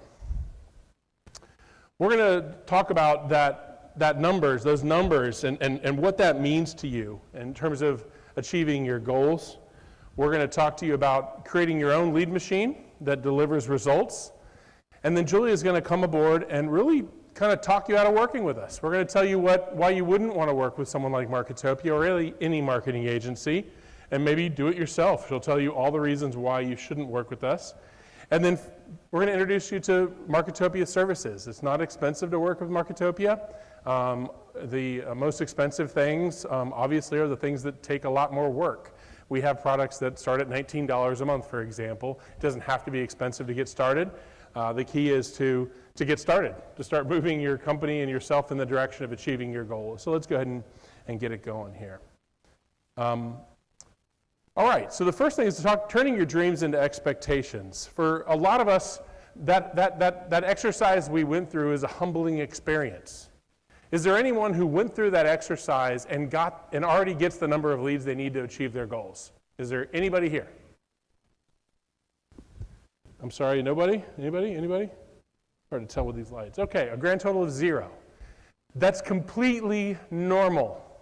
Welcome to the MSP space. We are not marketers. A lot of us aren't even business people. A lot of us are technologists or service people, and we have a passion for technology and what it brings to customers, but we're not business people. And what it's done is created an industry of people who've depended solely on word of mouth leads and have built lifestyle businesses that are probably not worth that much to anybody but us, because effectively we built ourselves a job. For a lot of us, we're not on a track to achieve our goals. We are frustrated with how hard it is to run an MSP business. There's a threshold that you want to get past, and that threshold is that there's no one between you and the customer but one person. You have to get it to 2 or 3, or you will never have sanity, right? If you're worried about finance and payroll and hiring and cash flow and all these business concerns, and fielding service calls when an engineer doesn't deliver for whatever reason, it creates a very, very difficult life. And everyone has to do it in managed services. Andrew mentioned that there was a time when it was just she and I in the business, and there was no one there, right? The reality is that's very tough, and a lot of us are in that business, and it ends up affecting our mental health, our physical health, our relationships, our families, and we want to end that. It is possible to run a profitable, successful, and growing managed services business that is worth millions of dollars to someone else. And I'm one of those people, and you're going to meet other people tomorrow, or Wednesday actually, and you're going to learn how to get there, okay? So we're going to talk to you about the lead factory today. Tomorrow is more about sales, and then Wednesday is more about that achieving success, however you define success. And there's going to be different people talking about different versions of success. So it's hard to grow a business. It's hard to manage service provider. For 94% of resellers, getting leads is the biggest problem they have. They are simply struggling. Their mental health, their physical health are compromised. We're working our butts off, and there's not much of a reward for that. A lot of us also are really, really, really good at buying tools and technologies. We're great at hiring engineers. We love service, and we love making everybody happy. We love going to an event like this and going through vendor to vendor and just buying new things and new tools and toys and technologies that we can either resell or use ourselves. We love those things. We think the path to prosperity is through service, and the answer is it's not. It's not. Eventually, you can't please everybody. Everybody's going to go out of business or get bought or something like that. You can't service your way to prosperity. You can build a business that has, I think I mentioned before, somewhere between $750,000 and $1.25 million. You can get there pretty darn quickly in word of mouth leads, and then all of a sudden things start to tail off. And the reason is because we're not investing in our business. We're spending money on expenses, like techs that don't have 40 hours of work to do, tools we don't really need, and we're reluctant to invest in sales, marketing, and even the back office. We need to invest more in the growth and success of our business if we want to be where we want to be in 10 years. And that's why I started this exercise today with those numbers, because a lot of us have lost sight of that. We've lost sight of that goal. We've lost sight of that vision we had. For a lot of us, what we imagine this is not what it is. The path to prosperity is not as easy as maybe we once thought it was. In fact, we're no closer to achieving our goal this year than we were last year at the same time. We have single-digit growth, but our goals require double or even triple-digit annual growth. I want you to think about where you want to be in 10 years and understand that to do so, you have to find balance in your life and you have to find balance in your business. You have to run a balanced business. And when I say balance, it's balancing front office, sales and marketing, with back office, service delivery. You have to find balance or you will never find balance. Does that make sense? If you have a service team who's frustrated, overworked, and underpaid, that's probably because you don't have a sales and marketing engine. You see, sales and marketing creates a steady flow of net new clients that you can then staff to accommodate. It also allows you to sell your services at a profit. Stop selling things for below what it costs you to do it right. All you're doing is running yourself and your team into the ground. Profit has to be part of your equation. We're going to do that through sales and marketing. You're going to justify selling at a profitable price because you're going to get better at justifying the value that you bring. We talked a lot about value, and you're going to see that over the next 3 days. We are going to teach you how to sell value that allows you to charge what it costs to do the service right and a handsome profit of somewhere between 15 and 40% net on the bottom line. That's Marketopia's vision. That's why we were built. We were built to help people just like you, whether you're a one-man show or a 100-person MSP that wants to get to 100,000. It doesn't matter. We're going to create a lead machine that delivers the results you need to hit your goals. So how are we going to do that? First of all, we're going to realize that marketing is where it's at. A lot of us go into sales appointments and say, my team is the best team. Guess what? Everyone says the exact same thing. My technology stack is the best technology stack. Guess what? They say the same thing. I have the best plan. Look how good gold is. Guess what? They have a gold plan too. Customers have no clue if you're any different than anyone else until after you close the deal, because neither you or your competitors are investing what it takes to look better. Perception is reality. Someone said that earlier today. You have to invest in making sure that people perceive you as something different if you want to charge something different, and if you want to win more than your fair share. You'll find that the vast majority of sales is actually done by marketing and not by sales. In fact, Marketopia recommends that the principal of the business is a good salesperson if you're a small business. If you need sales, most small MSPs think they have to hire a salesperson and can't afford to hire a good one. Guess what? That's not true.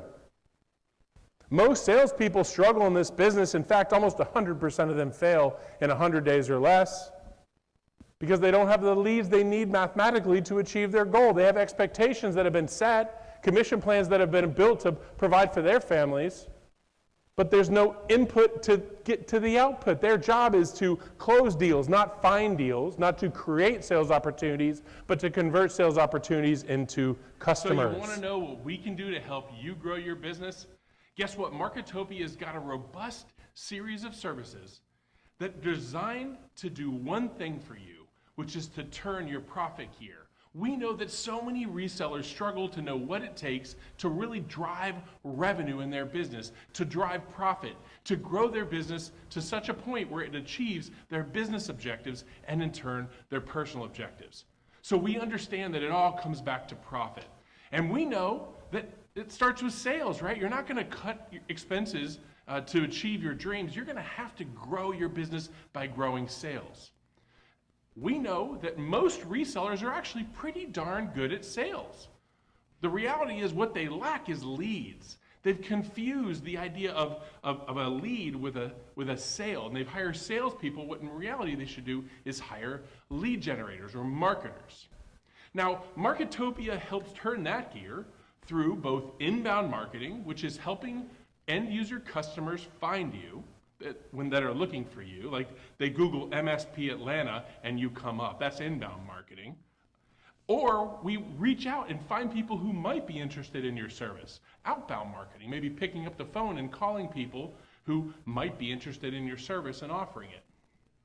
So inbound marketing is a series of services, again, designed to help people find you. We're going to build you a website. We're going to market it using search engine optimization so it's friendly to Google and therefore at the top of that search engine. It's hard to stay there because Google's business model is built on pay per click or search engine marketing. So the combination of SEO and SEM help market your website somewhere people find it. We also do social media marketing, which is the organic posts on your social media platform, and social media advertising, where we put money behind those social posts so people outside your network actually see it. We then do opt-in email marketing, where people who've asked for more information send that information to them. That's inbound marketing, but that's not usually enough. It takes a long time for all the services to generate enough appointments to keep you going, so it's really important for you to have outbound marketing as well. You might do non-opt-in email marketing, where we do a marketing blast to all potential customers in your area. We may use a marketing automation system to do that, along with that opt-in email marketing, so that we can track who does what and see if we can identify people who might be interested, but maybe didn't click through, fill out forms, or pick up the phone. Now, at the end of the day, inbound and outbound marketing create leads that may or may not engage with your sales force. They may indicate interest by their actions, but maybe not pick up the phone and call you. So what do? We call them. That's appointment setting or outbound prospecting. We'll call people who might be interested in your service based on the actions that they've indicated, or just start calling people to find out more prospects. Appointment setting is where over 90% of the leads that we generate comes from. So all of that, all the inbound and outbound marketing is designed to turn that lead's gear, but that's not necessarily enough. For those that don't want us to actually do inbound and outbound marketing for them, you can actually get a content subscription where we literally will give you the emails, the social posts, and the white papers and blogs and all the things that we need from a content perspective to execute campaigns, so that you can execute it yourself using a broad portfolio of solutions. We'll give you the native files so you can make any modifications you want, upload them to the tool of your choice, and send it out. That's a content subscription. We also do e-learning, where we'll teach you how to do sales and marketing. We'll do that live as well as on demand through a library that you can access anywhere and everywhere. We also use peer groups to help you through in a group setting with your peers, where they can help you with issues and we'll help you as well. Both of those services are designed to convert more leads into sales. So now that we've turned that sales gear quicker, hopefully you're on track to achieve your goals. If not, you can actually hire us to help you from a business perspective, maybe with some bigger picture optimization and things like that. That's what we call consulting. Now, at the end of the day, it's all about you achieving your dreams. That's why Marketopia was built. Most resellers struggle with lead generation, so we created a robust solution of all these gears to help you achieve your dreams. At the end of the day, that's what it's all about, and that's why Marketopia was started.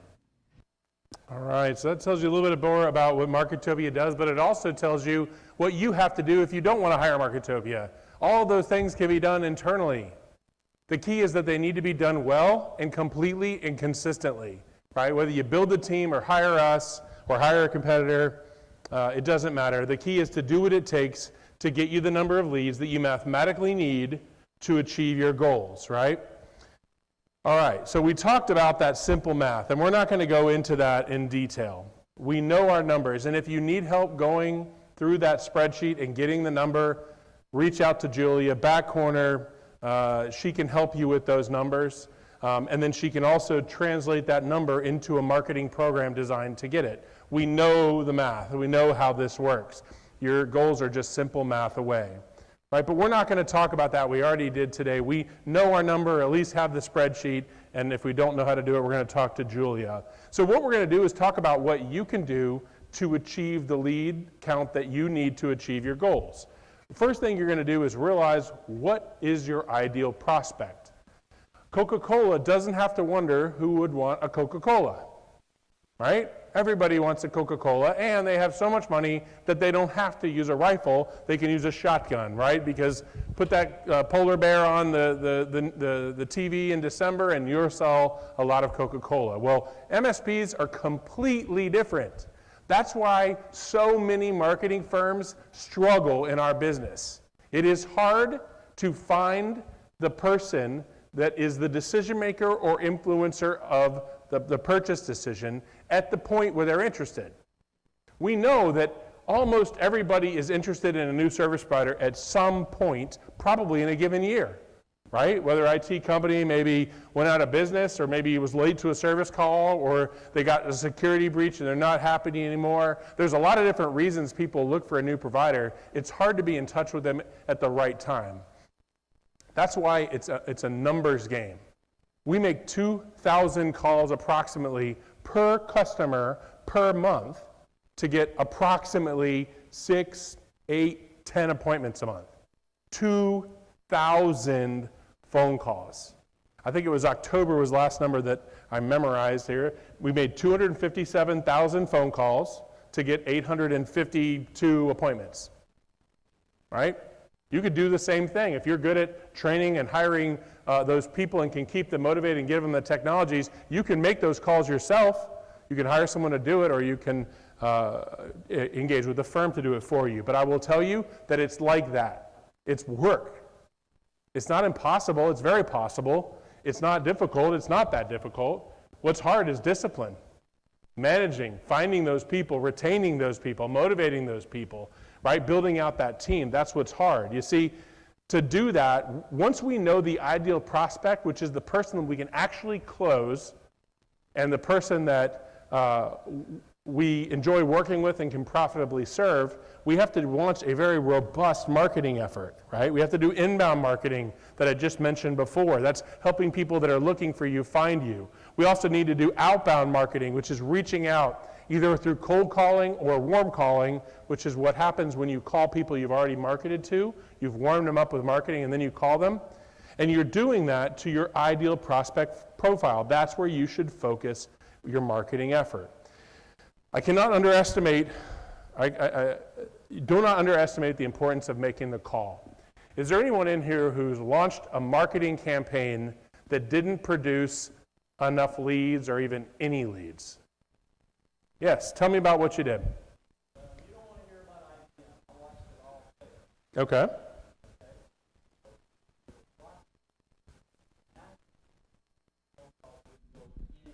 Okay.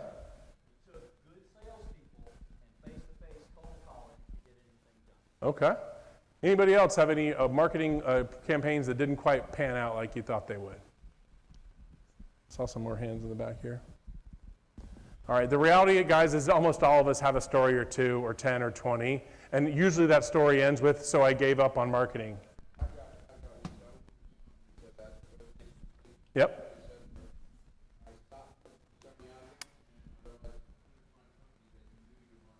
Right. The two main diseases in our business, well, let me say there's three. Number one is we go with a person we trust locally, a local firm, a friend, or something like that. Hey, you do marketing, can you help me out? Well, guess what? MSP is not Clorox, is not florists, it's not car dealerships, right? Managed services is B2B, and it's point in time based. It's very, yeah, so that's the experience you had there. Yeah, I just wanted to add something. If you are a umbrella under that, not an MSP, and not an MSP, and you are a niche market, it gets even worse. Absolutely, yeah. So, A lot of people in the MSP space pick an industry, like Marketopia only does tech. A lot of MSPs do the same thing, it's even harder, that's exactly right. Yeah, just pick one area, and then you can get more narrow. Yep. Another disease we see a lot are people who try it once or twice or three times and then give up. Maybe started a newsletter, was really good at it for 3 months, and then you missed a month, and then 2 months, and then you just gave up on it completely. Or you started making phone calls, and you got past the first 50, didn't get an appointment, hung up the phone, and you've had enough. Another disease we see is people who put cost above everything else, and they start hiring call center personnel that are in other countries calling into yours. Now, there's nothing against other countries. Marketopia has offices in London, and they're announcing over there we're opening a new office right now that services the Asia-Pacific market. We believe in in-region calling. Someone from Miami calling someone in Buffalo works, right? Someone in India calling into Buffalo might not work so well. In fact, when Marketopia launched, we wanted nothing to do with the call center. We started as a digital agency. And we offshored our calling to a company called Callbox, which was big with Cisco at the time. And we got more formal complaints than we did held appointments. So imagine if you get 50 formal complaints a month and 49 appointments, it doesn't work well. So we honored every contract and brought it in-house and started to build it out internally. Now we have 100 and something people making those 257,000 phone calls a month. You got to call everybody you market to if you want them to convert. If you want to just do marketing, you need to be prepared to be incredibly patient. SEO is an incredibly powerful marketing force, but the return is measured in quarters and years, not days and weeks like most MSPs want it to. It takes a long time. So we call everyone we market to, and we're able to produce about 10 times the number of leads as marketing alone. The downside is it's a lot of work, and therefore it's humans that are expensive. That's the problem. You can't really offshore it to a third world country because it won't work as well, and you can damage the reputation that you've worked your entire life to build. You have to do it with people that are at least acceptable to the people you're calling to, right? We're in Pinellas Park, Florida. Obviously, we're 15, 20 minutes from here. We can call anywhere in the United States, but we probably can't call Singapore, just like it's harder for Singapore to call us, right? Makes sense. All right. So let's talk a little bit about the sales process. We talked a bit about this earlier, so I'm not going to dive into the details here. At the end of the day, understand that that sales process that we talked about earlier is something that you're literally going to have to replicate. You got here today probably because you converted word of mouth leads. They are not the same thing. Totally different. I like to go to an analogy of more of a date. If your best friend refers you into a prospective person, the reality is it's going to be easy for you to get that first date and a lot easier for you to get that second date because that person brought you in, right? But in marketing, you're finding people who'd never even heard of you. They don't know you from Adam, right? Matter of fact, all they see is your website, and for a lot of you guys, your websites aren't exactly as grand as they should be, right? So you're going to have to earn that right to be a customer, a vendor of theirs. You're going to have to earn that through going through the sales process, and we talked a lot about that today. You can't rely on word of mouth leads. Sorry, I went one step further. You need to earn the right to get to the next phase of the process. We talked about that. We talked about the different roles in the sales process: openers, closers, and account managers. Those are the different sales roles in addition to the solution engineer. We talked a little bit about that. We talked about how your close ratio should only be measured at the point of proposal. But a lot of us aren't getting enough of those at bats. And then we like 3 to 5 year contracts with annual price escalations and auto renewal clauses, right, with great legal liability protection. You can't rely on word of mouth leads. We talked about that earlier. Please understand that they won't get you where you're trying to go. You're relying on luck. And that luck is that referral is going to be bigger than the customers that are planning on leaving you right now. You have customers that are meeting with your competitors right now and considering leaving you. Your word of mouth leads will have a difficult time over time keeping up with those. You'll be ahead a little bit, and then all of a sudden you'll be behind. And all of a sudden you look at your P&L like, wait a minute, I've spent the last year working my tail off, and I'm further away from my goal than I was at the start of this year. That's when you know you're doing it wrong. Or when you start mapping out that timeline and say, I'm growing at 4% a year, and based on that, in 10 years, I'm going to be approximately double the size that I was, but I need my value to be up 10 times the size what it is, not double, for me to achieve my goals. So do what it takes to achieve your goals. Have a sales process that's built to close all leads, not referrals, because even referrals you would do better by having a more structured sales process and not leaning so much on that referral. The reality is you'd close more at a higher dollar amount, at a higher margin, and have a more deep relationship at the point that the relationship starts. You know, you're not just kind of rushing the process and rushing in there. It's like going to a bar and asking everyone to marry you. You may get someone to agree with it, but it's probably not getting off on the right start. And continue going down the sales process until you achieve your ultimate goal. So what kind of questions do we have about marketing at this point? Yes, sir. Okay, so you talked a little earlier this afternoon as well about that process that you go through. Could you speak a little bit towards why you separate out the business and risk assessment from the technical assessment? Yep. And why that's so important to the process? Great question. So I think the topic was slow down to speed up or something to that effect. It takes time to build a relationship. Go back to that analogy at the gym, because I think marriage and managed services have a lot in common. They're both long-term commitments, effectively. If you went to the gym and you saw someone that caught your eye, and you went up to him at the gym, you're kind of a creeper, right? It's an uncomfortable thing. It's not the right. You haven't earned the right to come up to them yet. 4 hours pass and you catch them at the grocery store, Publix, and you walk up to them and say, don't I know you from somewhere? Is it a lot more reasonable to do that than it was at the gym? And the answer is yes. The reality is that relationships develop over time, and you can modify the development and the pace at which they develop, but only to a certain extent. The key is to see them multiple times over time and deliver on your promises, show up on time, look professional, all the expectations they have for an MSP over time. Subconsciously, people are reflecting on everything they see and do and hear while they sleep during the day. They're subconsciously developing their relationship with you, even though you're physically not with them. That's why when you saw them at Publix, it was more acceptable than it is at the gym. It doesn't make sense to a structured, logical thinker, like so many of us are, but that's how relationships are formed over time. So what do? You change times. You have different purposes. You have different people. You deliver on your promises every time. You're never late. You always smell good, look good, right? You're professional. You look reliable, you sound reliable, and everything they see increases their confidence in you. That's one reason, and the main reason. The secondary reason is it's purpose-built. You're here to talk about business. Guys, no one gives a crap about technology or computers. No one. You care 1,000 times more about anything you sell than your customers do. They don't care at all. Remember, to them, it's an expense. Okay? It doesn't matter. None of it matters. The only thing that matters is how they feel, right? Do they feel at peace? Do they have peace of mind? Do they have confidence in you and what you've recommended?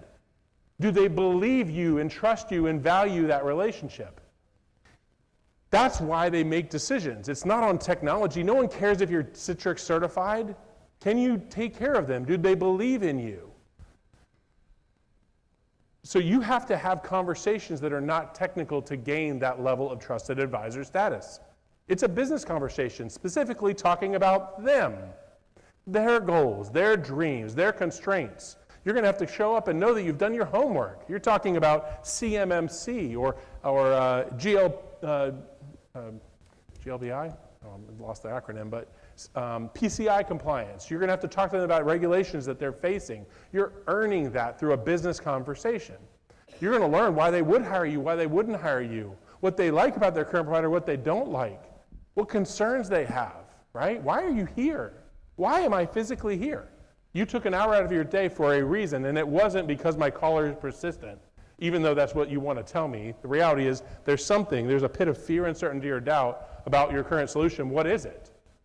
You got to figure that out. That's a business conversation that needs to happen with a business person. So if you have tech talent, you hide that in that meeting. You are a business technology advisor, a business technology consultant. You know how business technology helps businesses grow faster and more securely. That's what you do. You have engineers that actually implement and support it. You're an advisor. You're a trusted advisor, and you have to play that game. So you have to. So those are the reasons. But it's a great question. The temptation is always to get to the decision as early as possible, right? MSPs are like, I like to freaking disqualify them in the first 5 minutes, man. I could tell if they're willing to spend money. I'm like, really? You don't even know you don't know. You have no idea anything about them, and you think you can justify charging twice what they currently pay? Bull crap. You got to go figure that stuff out and justify that expense. That takes time. You have to invest in that. You see me really focus on the amount of money. It's expensive to get a lead, guys. To get you in front of a prospect is expensive. It's a heck of a lot of work. Okay? Invest in that. It's going to take time to win. You're going to have to invest in the sales process to win if you want to get where you're trying to go. Because without winning, you're going nowhere. Here. Yes, sir. Hide your technology prowess that he's talking about. Because if you don't build that relationship, you'll never get to the technology. I agree with that. Yes, sir. Yep, you're here. That's good. Because you're in the top 5% just being here. You now know things that people, like that math equation we talked earlier, 99% of MSPs have no idea what you're talking about. If you literally say, mathematically speaking, are you getting the number of leads you need to hit your ultimate business objective? They would literally look at you like you're crazy. Whereas if you ask them if they use rapid fire tools to do assessments, they're going to talk about that all day long. You have to get educated on the business side. Other questions? Yes, sir. In your client base, what has been what would you say is the top 3 sources for lead generation? And what did Marketopia do to help generate those leads? You're asking, so basically, based on the results that we achieve, where do most of the leads come from? Right. All right, good question. Right now, there's really 3 sources of leads that are dominating the landscape, okay? Number 1 is warm outbound prospecting. In other words, you market to them cost effectively, and then you call them, right? And you're marketing to them through social media, email, website SEO, search engine optimization, all those other things, and you do it cost effectively. A good marketing program should cost you maybe $3,000 a month or less-ish, because the reality is we don't need custom-built, homegrown things. A lot of people who don't know your industry will literally say, oh, you know what customers want to hear? You know what, we're going to build blogs together. And you're like, actually, I have no idea what customers want to hear. I know what I want to hear, I know what I want to tell them, but I have no idea what they want to hear, right? The reality is syndicated marketing is very cost effective and it's very powerful in the MSP space because the key is to not send the same marketing to the same prospect as your competitor. A lot of my competitors will come to you and say, hey, buy my toolkit. I'm going to give you 57 postcards that you can mail. And then you go to that prospect's office for your meeting and there's literally 57 of the exact same postcards on their desk because they sell the same content to everyone in the market. That's wrong. It's unethical and it's wrong. If you're willing to damage your reputation to save money, that's fine. And sometimes you can't afford to do it another way. Toolkits are very inexpensive because basically they create one postcard, then everyone sends it out, right? We believe in market exclusivity for syndicated content. So the same postcard goes to a prospect in Minneapolis as it does in San Mateo, California, and they have no idea about it. No one knows, right? But you still pay a fraction of the cost of doing it organically. So warm marketing, warm tele specifically. So marketing might produce 10% of that number, but tele is the lion's share. The other one is cold calling, which is you don't market to them first, you just start calling people. That's another very powerful lead generator. It's not as good as marketing to them first, but it is good. And then the last thing is we have a new technology that we started giving free to all of our marketing clients this year that's artificial intelligence supported LinkedIn marketing. You probably get a lot of LinkedIn messages that are not humans, that you think are humans, and that's people like us behind the scenes generating appointments for you. That service is generating more appointments than every single other thing in digital marketing combined right now. It's working extremely well.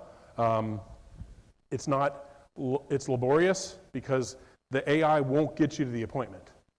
All it does is say, hey, this guy or gal might be interested.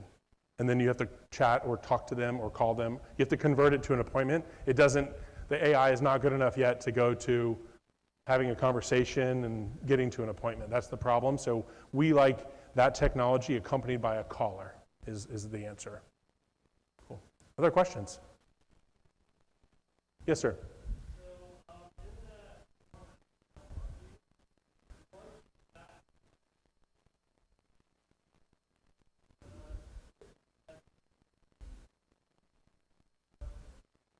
How would you open up that conversation? You mean like what do you say when you call people? What do you actually tell them? Yeah, like how would you open it up? If you started a marketing campaign like you were just talking about, and you see some activity, like they're clicking on emails or downloading PDFs, and now it's time for that call. Do you have any pointers to say on that, or? Yeah. The first pointer would be to be tenacious. Understand that you might have to call them 30 or 40 or 50 times before you'll get a conversation, right? People are very good at hanging up, going to voicemail, avoiding calls, gatekeepers, all those things. So prepare to work to get that. It's not just call them and ask them. And the second thing I would tell you in terms of a pointer is to add value in the conversation beyond the value of the conversation. So I'll give you an example. Hey, this is Terry from Marketopia. I'd love to talk to you a little bit about growing your business. We're going to be in Orlando tomorrow afternoon, man. Can I bring you a cup of coffee from Starbucks and we'll sit down and talk? Nice. Hey, listen, I'll bring you donuts. So let's sit down and talk. Can I buy you breakfast at Panera? Let's go to Panera. I'll buy you breakfast. We'll talk. Let's go to Ruth's Chris Steakhouse. Let's go to Burns Steakhouse. Let's go to, you see what I'm saying? Add value around that because it helps people convert, right? They weren't interested enough to call you already. You know that. But you do know they're interested because they're clicking through and reading and learning more. So you have to have that pattern interrupt to avoid the inertia of their current state. You know what I mean? So be prepared with that, but understand it's going to take work. You wouldn't believe how many times we call people to get an appointment. It would make you ill, probably, because sometimes it takes hundreds of calls, literally hundreds of calls. Thank you. Yeah. And by the way, my team said something earlier. You have to be, or no, it wasn't my team. I think it was Rob Ray said you have to be like crazy to be a outbound prospector, some psychopath. That is absolutely not true. Okay? You have to be crazy to be an MSP. I will say that's true, but no. The reality, guys, is that everyone's different. There are some people that are better at that than you. It takes a village. It takes different skills to be successful. Outbound prospecting is a skill and a talent that not everyone has. I don't have it. I couldn't do it. I don't have it in me. It's not who I am. But we have people that they love it. You know, they've been here for years. They've made hundreds and hundreds of thousands of phone calls by themselves. That's what they do, and they love it. And they love what it brings their customers and what it's brought to their family in terms of income. Don't think they're psychopaths. It's just Rob Ray can't do it, right? But they also probably couldn't be Rob Ray. Rob Ray is his own thing, right? There's a lot of people who would love to be Rob Ray. It takes different skills to close people. Openers, closers, account managers, marketers, those are all completely different human beings. They probably have different college degrees and backgrounds and skill sets and personality types. So that's not true, and it was kind of insulting, and I just want you to know that just because you can't do it doesn't mean you have to be a psychopath to do it. A lot of people think we're crazy for traveling so much. Rob Ray lives on the suitcase. A lot of people think he has to be a psychopath to spend so much time away from his family, right? The reality is it just takes different skills and different abilities, and a great salesperson is often not a great account manager. A great caller is often not a great salesperson. We're all just like a Cisco engineer is often not a very good PC technician, right? Help desk is different than on-site. There's just different skills. It takes a lot of skills to be successful, but the number one skill is great leadership. You have to have the discipline to do it. You have to be willing to invest what it takes to do it well. You have to be committed for the long term. So don't do any marketing activity at all unless you're willing to commit to it for a year. Don't do it. Just don't. You're better off to not do it, because the next call could be the one that got the appointment, the next postcard, the next email. You know what I mean? It takes time. It takes patience. So if you've learned anything from this marketing activity, I want it to be this. Do what it takes to achieve your dreams and never give up on trying. Because giving up on doing what it takes in lead generation to develop the number of leads you need mathematically to achieve your dream is giving up on your dream. You will never get there without doing what it takes to get there. Okay? If you have any questions, I'll be around for the entire event, but I just want you to know that Marketopia was built for people just like you. I was you. I just had a little different skill set. All right? Thank you so much. Have a great day. Ladies and gentlemen, please welcome growth consultant, Marketopia, Julia Main.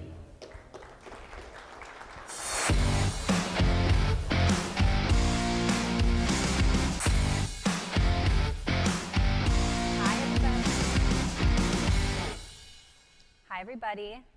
Good afternoon. How's everyone doing? Having fun? Good. Love it. So hopefully you guys are learning a lot about sales and marketing. Where's my little clicker? Is this it? Okay. All right. So today we're going to talk about a couple different things. We're going to talk about outsourcing. We're going to talk about possibly building out your marketing team in-house. And then I'm going to show you guys all the different Marketopia solutions available to you in order to achieve your goals. So my name is Julia Main. I am the growth consultant here at Marketopia. I have been here for, 2.5 years now. And before that, I was actually in the channel already. So like a lot of us, right? We usually, once you get in the channel, you don't really leave. It's quite the family. So how I got into the channel, I actually sold copiers, believe it or not. That was what kind of got my sales process down, selling technology. And then I quickly saw managed services and realized, all right, I'd rather sell that. That's way more fun, way better conversations. And so at my technology company that I worked for, I was the account manager.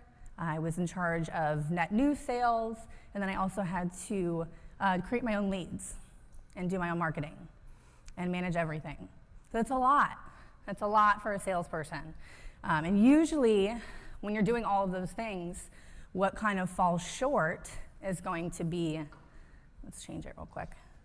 What kind of falls short is going to be, of course, prospecting, right? That's typically what most people don't end up wanting to do, is prospecting. A lot of times it doesn't even ever get done, which is terrible because that's the only way you get new business is from prospecting, right? So typically we like to talk about, why you should work with us, right? But the list was kind of getting pretty long, so we thought we would flip the script. We're going to talk about why you wouldn't work with us. So one reason to not work with Marketopia is if you already do everything. You already do everything in-house. You're doing website, you have your own website, you're managing that. You're also tracking any analytics. You're doing your own SEO, your own search engine optimization, your own search engine marketing, so PPC, social media marketing, social media advertising. This is already a lot, right? To do everything in-house. Public relations, email marketing, content marketing, and then of course you have the outbound strategy. Cold calling, warm calling, direct mail, trade shows, and seminars. How many of you are doing all of these things in-house? My show of hands. One of you. Wow, very brave. Awesome. So it can be a lot. It could be a lot. And usually you, in an agency, you have somebody who's really good at being a videographer. You have somebody who is really good at being on social. But typically, those skill sets are not the same. Like your content writer is not really going to be like your social media advertiser or your videographer. Two completely different skill sets. So another reason to not work with us is if you want to invest in that marketing team. So as I said before, all of those different strategies, you'd probably need 4 to 5 full-time people to successfully execute all of those strategies, both inbound and outbound. So that could be a lot. It works, but you would need a marketing manager, a content writer, a designer, a digital specialist, a caller. So it's starting to add up. It can really add up. So that's why some people, in order to avoid the overhead costs, they look at either outsourcing everything or just outsourcing some of it. You don't necessarily have to outsource everything. If you have somebody internal, we work with people who have marketing. We have marketing divisions internally. That's no problem whatsoever. We also work with people who have absolutely nothing going on in marketing at all internally. And then we work with people where we just do training. There's so many different ways to partner with us, and we will get into that in a couple of slides. So another reason to not work with us, if you are a marketing expert, if you know everything, you really have no reason to work with us, right? So 94% of MSPs say that sales and marketing are the biggest issues they face when they're trying to grow. How many people would agree with that? Yeah, it could be really tough. It's tough to run a technology company and then a marketing company within your technology company. It could really be a lot. So another reason to not work with us is if you expect results overnight. I know you are very familiar with this. If you're doing everything internally, nothing happens overnight, nothing. Do not come to us and say, I want to go on leads tomorrow, I want to close business next week. You have to be realistic, or you're just going to set yourself up for failure. It's a snowball effect. It's about activity. That's why you have to be doing multiple different activities multiple different times and consistently. You can't just send out a direct mail post once a quarter or once a year and expect to get all this business. You have to be doing a little bit of everything. So, and then it adds up.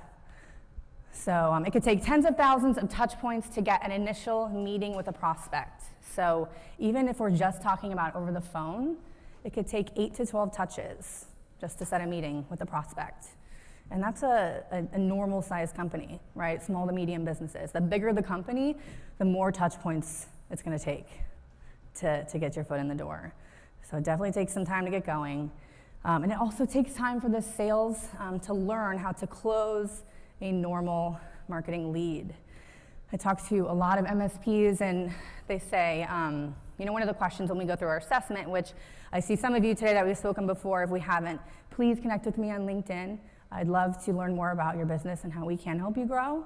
But if you are expecting to close 90% close ratio on marketing leads, it's not gonna happen. Typical best-in-class MSPs actually are closing at 25% as it relates to marketing leads. So a lot of times when I talk to MSPs, and they say their close ratio is 80%, 90%, that's usually because it's word of mouth and referral type opportunities. So very completely different sales process. When it's a word of mouth, they already trust you. You really don't even have to do that much work. You almost have to mess something up in order to not get the business, right?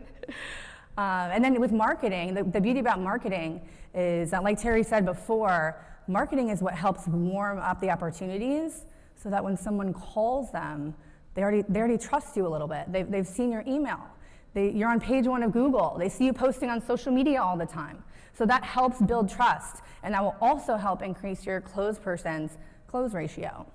So, all right, don't work with us if you don't believe in making investments. So every lead you get costs around $1,000. It really just depends on your current client profile and what's included, what your seat cost is. So a lot of things come into how much a lead actually costs you. And again, if you ever meet with me, I'll tell you exactly what a lead costs you. And then the value of a lead, based off how long you guys keep clients for, your close ratio, and your net profit margins, it can actually be up to $9,000, $9,375. So there's an ROI there. A lot of people like to save money with marketing, and it's just not one of those things. You get what you pay for. So another reason why you wouldn't work with us, if you don't believe in yourself. To be a successful salesperson, confidence comes from within. You have to believe in yourself. If you don't believe in yourself, your prospect will know. They won't believe in you. They won't believe in your business. They won't want to work with you. So you have to believe in yourself. Another reason why you wouldn't work with us, if you think marketing is easy. It's not easy. We've been doing it for about 8.5 years now. We're still learning every single day. And again, this is all that we do. This is all that we do is marketing, and we're still learning every single day. So if you think marketing is easy, I probably wouldn't give us a call. But if marketing was easy, I guess you guys would be already getting all the leads that you want, right? All right, so another reason why you wouldn't work with us would be if you're afraid to achieve your dreams. We all have dreams. I know Terry, earlier, he talked about what are your dreams? What are your goals? Where do you want to be in 10 years? And then how do we get there? How do we get there? You take a number, you reverse engineer your way to meeting that number day by day, week by week, month by month. It's one thing to say, hey, I want to lose this amount in 12 months. What if you were to weigh yourself once a year? You wouldn't even know. You wouldn't even know if you're on track. It's guessing. So you want to make sure to have a goal, to have a plan, to keep you on track so that you're that much more likely to achieve your goals. Okay, so now we're going to talk a little bit about our services. I'm going to try my best to not make this a sales pitch. However, I am a salesperson, and you are all prospective clients. So if you would like to come talk to me and you would like have any questions about our services, I'm happy to answer all of them for you. We also have Andrew here in the room. He could come help you. And then also, I don't know if Elliot is back there, but Andrew and Elliot, they work on my team, and all of us would be happy to assist you with a perfect growth solution to hit your goals. So I think we already went over this a little bit, but from a high level. So Terry, he had his own MSP, all right? Like that's why we're all here. He had his own MSP, started in 2003, and he's a little different than a lot of MSPs out there because a lot of MSPs grow off of word of mouth and referrals. But he grew off of marketing and lead generation. So it actually allowed him to grow about 50% year over year. So pretty awesome success story now. This is not a beer, by the way, this is water. All right, that's for a little later, for dinner time. Okay, so we know how to grow. So Marketopia, we grow ourselves. I like to tell people, if you're looking to work with an agency in order to help you grow, you want to make sure that they're growing too. You want to make sure that they practice what they preach. So we're definitely doing that. We're located in St. Petersburg, Florida, so not too far from here. If any of you want to see the office and you're staying maybe Thursday or Friday, let me know. We are doing an open house. I would absolutely love to have you come. And we are also located over in London, Milton Keynes. We have some of the team members over there helping us, so very happy to have them. But Marketopia is growing. We know how to grow, right? All right, so why we're different. Hopefully I've done a pretty good job at explaining all of our offerings.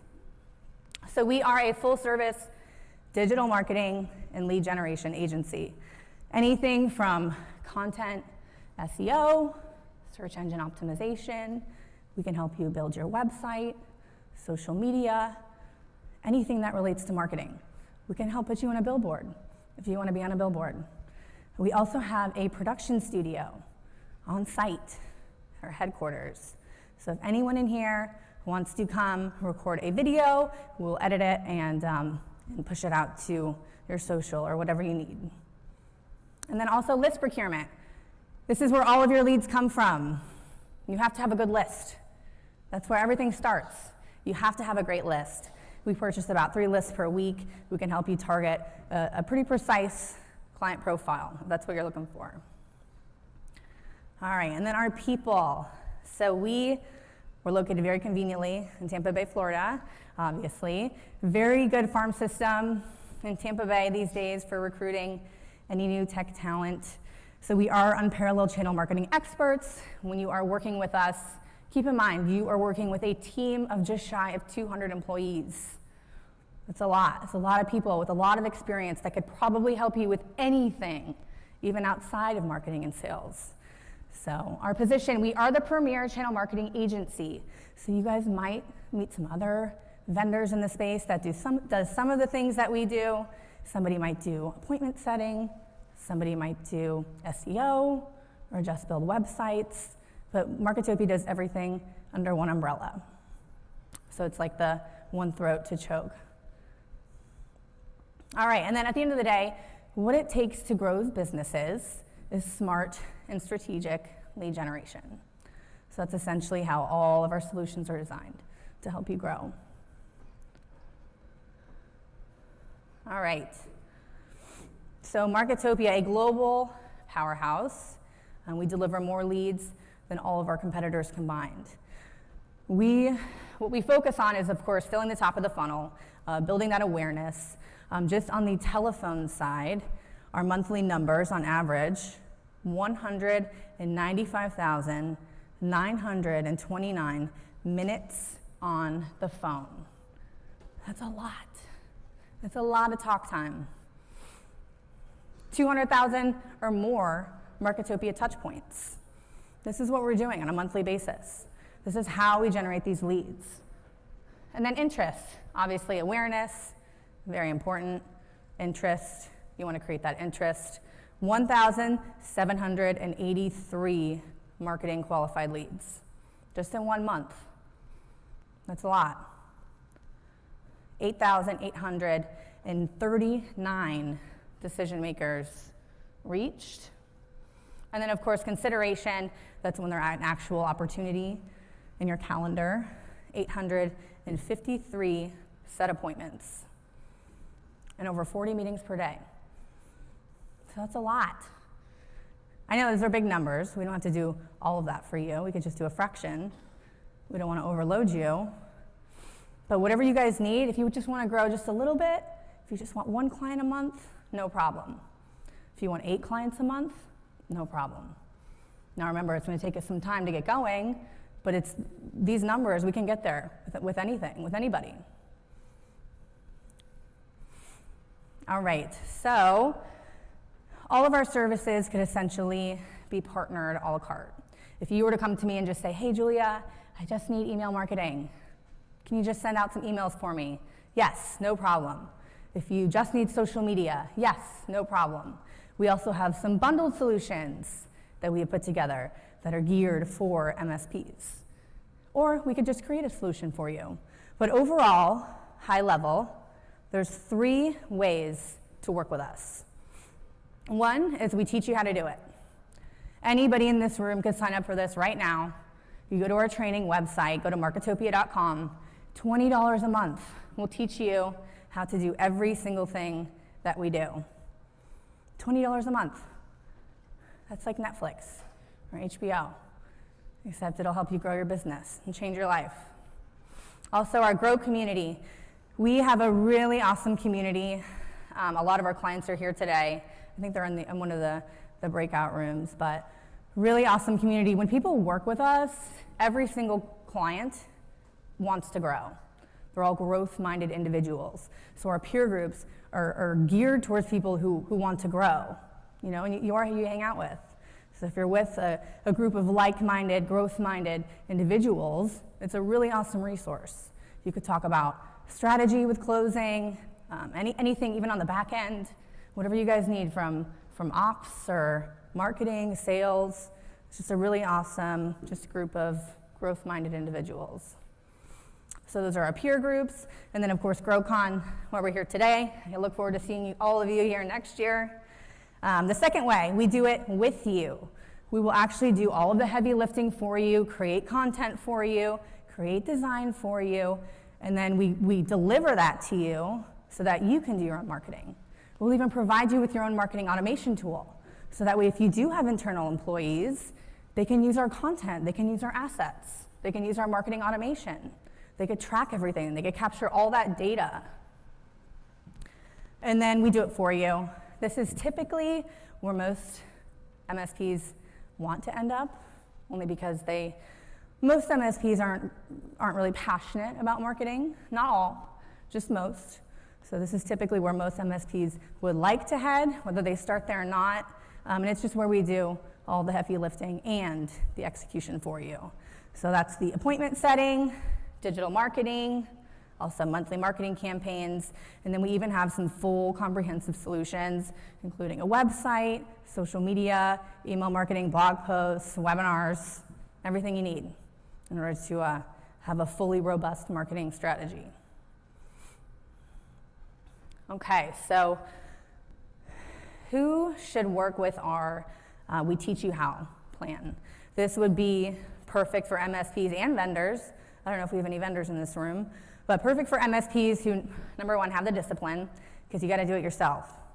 It's one thing to do training, it's one thing to get assets, but you have to actually sit down and execute. You also have to have the resources, and you just need training. Our e-learning is awesome, guys. It's geared towards how to sell managed technology solutions. So everything that we do, our sales process, you're going to be able to go to just the first call, or, hey, I just need help closing. You can actually go to that module and look at videos about how to close managed technology solutions. So again, everybody should sign up for this. It's totally, totally worth it. All right, so our Grow community, our e-learning, peer groups, and GROWCON. If you guys have any questions about any pricing whatsoever, just reach out to us, okay? Here's an example. I think that was one of our award winners. He grew 100 times, as Antoine. This is our last event that we had, the Grow community. Again, they meet twice a month virtually. Once per quarter, everybody does come out on site. Actually, our Q4 peer group is Thursday and Friday of this week. So again, let us know if you'd like to come. We'd love to have you. And that's whether you're a client of ours or not. All right, so a little bit more about the sales training. So if you have any sales managers that might need help with managing reps, I hear it could be like herding cats sometimes. Also sales professional, marketing professional. So if you have a marketing team and you just want to make sure that everybody's disciplined and taking their training, we can even train them how to do marketing. Also business development and VCIO and account manager. Again, guys, it's $20 a month. It's definitely worth it. All right, a little bit more about our peer groups. Peer groups are awesome. If you would like have a conversation with somebody who's in our peer groups, they're all over in the next room, and you can ask them questions about what they learned from it, what they were able to give back to the community. So the peer groups are awesome. All right, now we do it with you. Who would be the right MSP for we do it with you? Again, this would be for an MSP who has the time and the discipline to do their own marketing. We'll create the assets for you. We'll do all the heavy lifting for you. We'll even give you the tool to execute. We'll even give you the marketing automation tool. But you have to have the time. You have to have the discipline. And then also, it helps if you, or it's good for you if you lack the marketing knowledge, because again, we do all of the creation and heavy lifting for you. And we'll even help you execute it as well. We'll train you how to use our tool. All right, so the Mock SS marketing plan. So the Mock SS that's one of the packages where we do it with you. We create all of the assets for you. We allow you to choose a monthly campaign, and then we'll even help you execute on that. We'll do the emails for you, and we'll teach you how to use the marketing automation tool. So right now, I believe if you sign up before the end of the year, it's $7.99 a month, but it actually goes up to $9.99 a month on January 1st. A la carte marketing, professional sales assets. If you were to just come to me and say, hey Julia, I need a new website, we could just do a website creation for you. So again, a little more about the Mock SS. It's all self-service, it's subscription-based, fully integrated, so it will integrate with your system, which is great. 100 plus proven campaigns. So over the 8.5 years that we have been in business, we have been creating content. And we put it all in this tool, and now we're giving it to you guys. And again, we will train you how to do the execution with our tool. A little bit more about the a la carte marketing. If you just need some web pages, if you need any custom content, social media posts, any video, photo, SEO. Again, guys, if you need anything at all, anything could be a la carte, or I could build a solution for you. We could do PR, event marketing, branding, email campaigns, blogs, pay-per-click, newsletters, e-guides. And then if you do have an internal caller, we have thousands of scripts that we can give you. And we'll even train them how to make more strategic dials. Another cool thing that we do, Terry talked a lot about the proposals. When you are competing for net new business, they probably have 8 proposals on their desk. You need to make sure that yours stands out. It's very important. We'll help you create proposals, any contracts, any white papers, even offer letters for your salespeople. So we'll help you create those. Some solution sell sheets, industry sell sheets, any customer-facing presentations, any assessment forms. You guys, we will do all of this for you. We'll create it all for you. The sales jetpack. So the sales jetpack is awesome. Hundreds of pieces of sales collateral. We have some clients here who use it, so if this is something you are interested in, please let me know. I will introduce you to somebody who uses it and loves it. We'll even train you how to sell with it, with the sales jetpack. So we'll brand it with your logo and colors. The upfront cost is $15,000. If you do get some sort of recurring service with us, we can spread out that payment. But essentially, once we deliver it to you, you own the asset. So you'll get over 50 IT solutions and service assets. Also collateral tailored to every single industry, even industries that you can't even think of. So many industries. So you'll get all of that collateral, you'll get dozens of legal documents protecting your best interests, the client's best interests, some eye-catching sell sheets to help you differentiate, white papers that showcase your solutions, and then business and technology assessment forms that help your sales process. So again, I know we do marketing and lead generation, but we also want to help you close the deal. So there's so many different ways that we do that, and the sales jetpack is one of those ways. Website development. You got to remember, this is the only channel we work in. We create websites for MSPs, for MSSPs, for vendors, anything in tech. That's all that we do. So you'll get a best practice web design, lead generation focused layouts, color scheme for your brand. We have a whole process that we go through. We go through a creative brief to make sure that you love it. and then also that it converts, right? And then who's the right audience for We Do It For You? This is really just MSPs who don't have the time, not really passionate about marketing, might not have the discipline to sit down and make 100 cold calls. Show of hands, who's made 100 cold calls in the past month? Nice, we got 1, 2. It's not fun. It's really hard, especially when you're running a business or managing the whole sales cycle. Usually it's the last thing that people end up doing. So this is perfect for people, for business owners or sales leaders that they're closers. They just want us to open the door for them so that they can show up and close it. A couple of different things that we do on the outsourced side. Appointment setting, of course. We have a call center full of 80 or 90 folks. Some of them are even here today. Digital marketing, anything from SEO, again, PPC, social media marketing. We could do all of this for you. So that all that you have to do, you don't even have to help think of a strategy. We will do everything for you. You just receive the results, the appointments, and then close the deals. All right, so the appointment setting and recruiting. If you are in the US, your caller will be in the US. If you're in the UK, you'll have a caller in the UK. The awesome thing about appointment setting is that you get to still build that relationship with your appointment setter.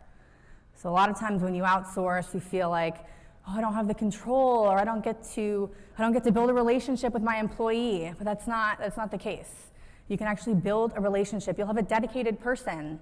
So you can give them your coffee mug with your name on it, or your t-shirt. They'll wear it at the office. The callers are super, super proud of their clients. So you get to build that relationship with them. All of the management and training is completely handled by us. And then also, one of the worst things that you could do when having an event is to not have people in the seats. We can even help you recruit for your event.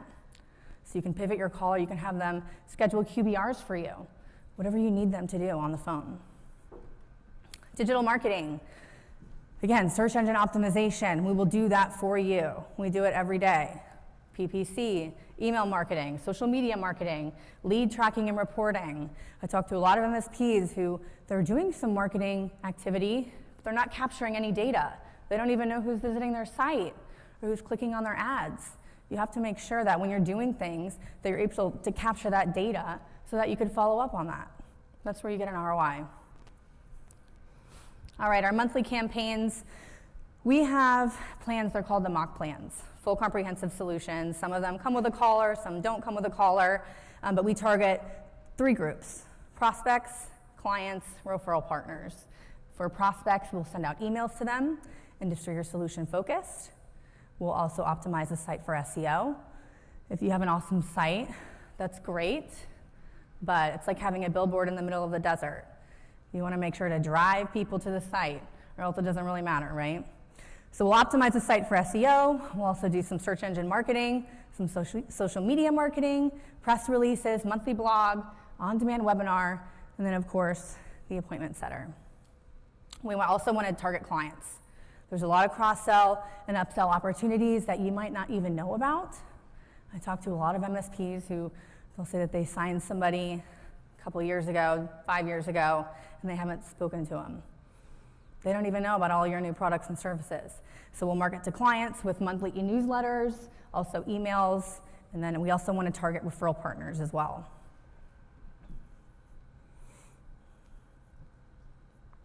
Okay. Here's a couple examples of just some of the assets that we have designed and delivered. Again, they're fully custom marketing campaigns. You'll get a sleek, user-friendly website that's, again, going to help you convert opportunities. You'll also get weekly social media posts, blogs, sales resources. There's so many things that we can help you with, guys. I don't want you to think that all we do is marketing. That's not it. We do so much more. So that's it. That's all that I have for me. Again, if you have met me, it's great to see you again. If not, please connect with me on LinkedIn. Please reach out to me. Send me an email. Give us a call. I want to meet with you. I want to find out how many leads you need to onboard the clients that you need to hit your growth goals. And then from there, I can give you some recommendations. And you can either work with Marketopia or hire somebody and we'll train them. But if all these people in here are not working with us now, so I hope to see all of you after this, and thank you so much for your time.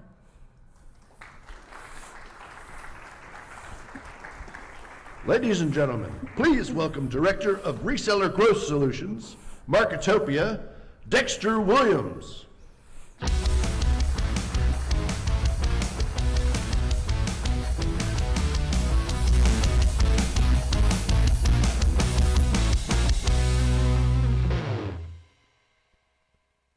Am I all queued up here? That's all right. Can everybody hear me okay? All right, perfect. I'll speak loud. That way we can make sure that we do this. So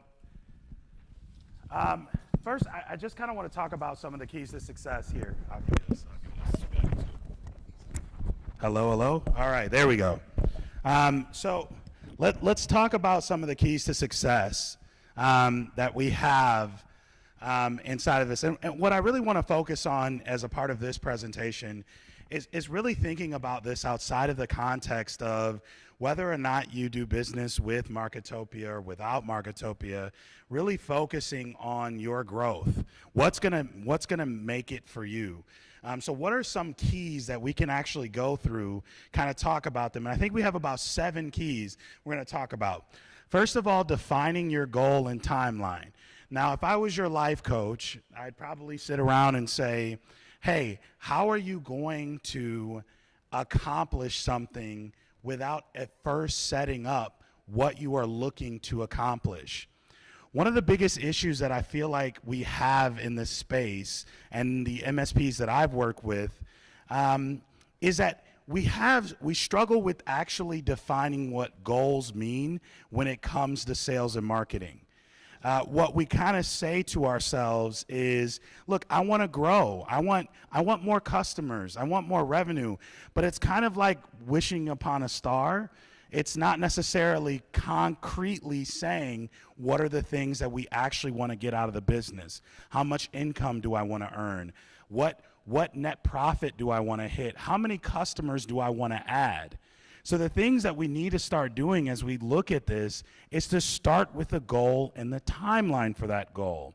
Now, this is just basic. Everyone should understand it from everything that they've done in their lives, every achievement that they've made. A lot of it comes first from saying what it is that you actually want to do. Now, let's talk about defining the goal, because a lot of times what we do is we say, well, I want to grow by 20% next year. So that's my goal. I want to hit a net profit number. That's my goal. But then we don't ever back that down into the sort of mini goals that it's going to take to actually reach that goal. So now I want to hit 20% growth next year or 30% growth. I want to hit that rule of 40. By the way, rule of 40 number, profit and growth together equal 40%. So I want to hit the rule of 40 next year. Well, what are the tangible steps we can do from a yearly perspective? How about a quarterly? How about a monthly? How about a weekly? How about a daily? And then what are we doing to actually achieve that goal? So step number 1 has to be to define that goal and set your timeline up.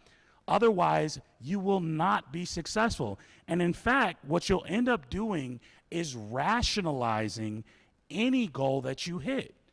Because what you said to yourself is, I'm not worthy of a goal of something that I want. So what I'm going to do instead is I'm going to rationalize my way into the things that I've already done.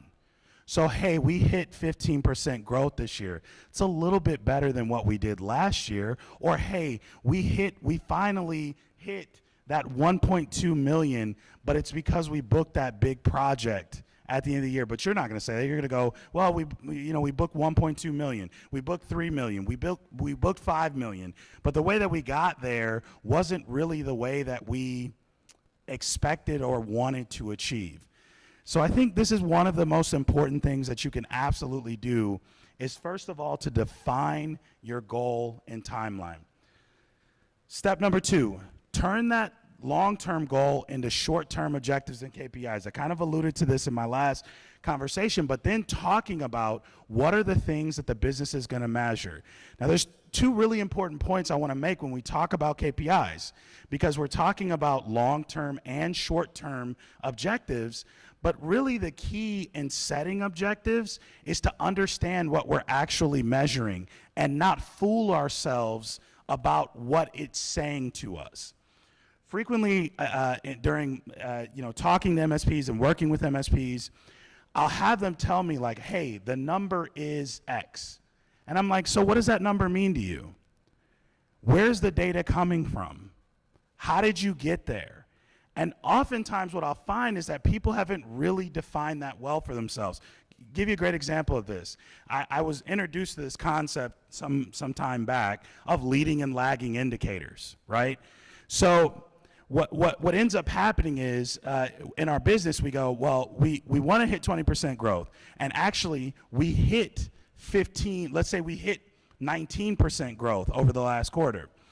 But the one thing we didn't kind of look at, that's a lagging indicator. Basically, that told me what happened.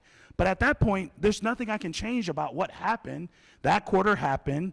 I grew by 19%. I didn't hit my 20%, but I was close. But I didn't really ever evaluate the leading things that led me into that, which might be how many appointments did we take each week? How many new referrals did we get each month? How many conversations were we having each day? How did we get there? So I wasn't looking at some of the leading indicators, and sort of by happenstance, I fell into my lagging indicator, the one that tells me the history or the past. What I would encourage you to do is, as you start to look at data and numbers and you start to break your business down, dissect it by the things that are going to tell you something about what's going to happen in the future, and then those things that only critically tell you about the past. If you wait on if you get 75 negative customer sat surveys and then you wonder why you lost your biggest client, you're kind of in a bad spot once the client says, hey, I'm not going to renew this year, because you weren't looking at the leading things that could tell you something about how that was going to happen, right? When it was going to happen. If we constantly discipline ourselves to not only look at our long-term goals and objectives by short-term KPIs, but discipline ourselves to make sure that we understand the data and we're not rationalizing it, I think there's a really good way to be there. Third thing is achieve balance in your business. One of the things that I've seen, and this is especially unique to our space, is that we kind of look at this as something where we can build all of this wonderful technology and we have the ability to deliver for our clients. And we got the coolest tools and the shiniest objects, but the problem is we haven't achieved that balance in our business that is actually bringing people into the door. So while you've got this messaging about how you're the best cybersecurity expert in your area, and you've got 75 certifications, and you've been working on these things for so long, and your business, they offer this white glove service where they take such good care of clients, and they really do care, and everybody stays up late and works, and that one time that one guy failed them when the backup didn't run, you were right there to save them and bail them out. The problem is that all of that is service delivery. Who are you going to deliver service to in the future? Like, that is the balance here. So the question is, why have you built all of these wonderful, shiny objects if there's no one who wants to use them? Right? We're building infrastructure in our business when there is nothing there that we're actually adding on to it. And if you genuinely believe that about the things that you have built, then what you would want is for everybody to come and see it. You would want everybody to be there. You would want everybody to come in your door. You would, in fact, go out of your way to achieve balance in your business to make sure that all the investment wasn't going into the object itself, but some of it was going into telling people about it. Why are we scared to do that? Why does that happen in our business? How do we wake up 10 years after we started achieving the same growth year over year, or maybe just kind of staying stagnant and not really thinking to ourselves, man, I've really got a dynamic value proposition, but I have not achieved a balance in my business where I've literally invested all of this time and money into building something that people really want, but I haven't spent any time and money into having people come in and use it, right? So achieve that balance in your business. You have to invest in the front end. So often in tech it is hard because we just believe if we put it out there, the shiny light will show out and then it'll come, right? That's what we're taught. 4, admit who you are and who you're not. I love the quote that actually goes on the bottom of this. Just because you can doesn't mean you should. That's actually very important. The reality is that we can make 100 cold calls a day. The question is, how much value do I add to the business doing it? The reality is, we could do a lot of things day to day. The question is, how much value do I add to the business by doing it? Now, just because you can do something doesn't mean you should. And one of my favorite books of all times, The E-Myth, I don't know if anybody in here has read that. It's excellent, excellent book. But in that book, it kind of summarizes this principle. I think the most succinctly we've ever talked about is because it talks about the business owner that got into business because they were good at the thing they were doing, but then didn't realize that running a business is more about running a business. There is now a series of other jobs you have taken on in your decision to actually do the thing that you're doing. So now you have to take time to not only line up and talk about the different roles in your organization, but admit who you are. What am I really capable of? Where should I fire myself from? What things should I be asking? Even if you're just a one-person business, what things should I be asking other people to do? What things do I know that I'm not good at? So maybe at least I can gain some technical skill there. At least I can recognize and sort of organize it and say that this is a responsibility in my business and I'm not the right fit for it. I wouldn't hire me. I've had to fire myself from several jobs, by the way. It's a very hurtful thing that I do. I do it in the mirror normally, but okay, tough crowd, no jokes. I got it, all right. Yeah. They're like, we don't want to hear about your mirror talk, Dexter. Step 5, this brings me back to believe in yourself. See, I was going somewhere with the mirror talk. Step 5 is believe in yourself. I think this is one of the most critical and important things I talk about here. And it sounds like such a platitude, such a high-minded statement about some value. And I'm just sort of up here like, believe in yourself. Now, can we all stand and high-five each other? Like, that's not what I mean when I say this. What I mean is too often in this industry, people are running around shuffling their feet and trying not to tell their customers what value they provide. They find every excuse to say that the things that I do, the value I provide, is not worthy of the price that I charge for it. I can't tell you how many businesses I've walked into where immediately upon getting there, they're gonna tell me how their customer would never pay that amount for what they do for them. And I said, why do you say that? Have you ever asked them? The answer always comes out to be the same. Well, no, because John says he'll never pay it. I said, but you never asked him. What happens then? What happens when you value yourself, believe in what you do, believe in the product you've invested in, believe in the company that you've built enough to say, hey, here's my price. Come do business with me. Oh, here's my brand, Mr. Customer. I want to talk to you because you think you're okay right now, but I know for a fact I built something better. Believing in yourself is probably the most critical thing you can do. I mean, again, I'll just throw out a random anecdote. Talking to a client, right? Doctor's office, been on a retainer, 12-seat doctor's office, been on a retainer forever. We're going to shift their entire MSP organization over onto all managed services programs. This client is going to end up spending triple what they were paying, right?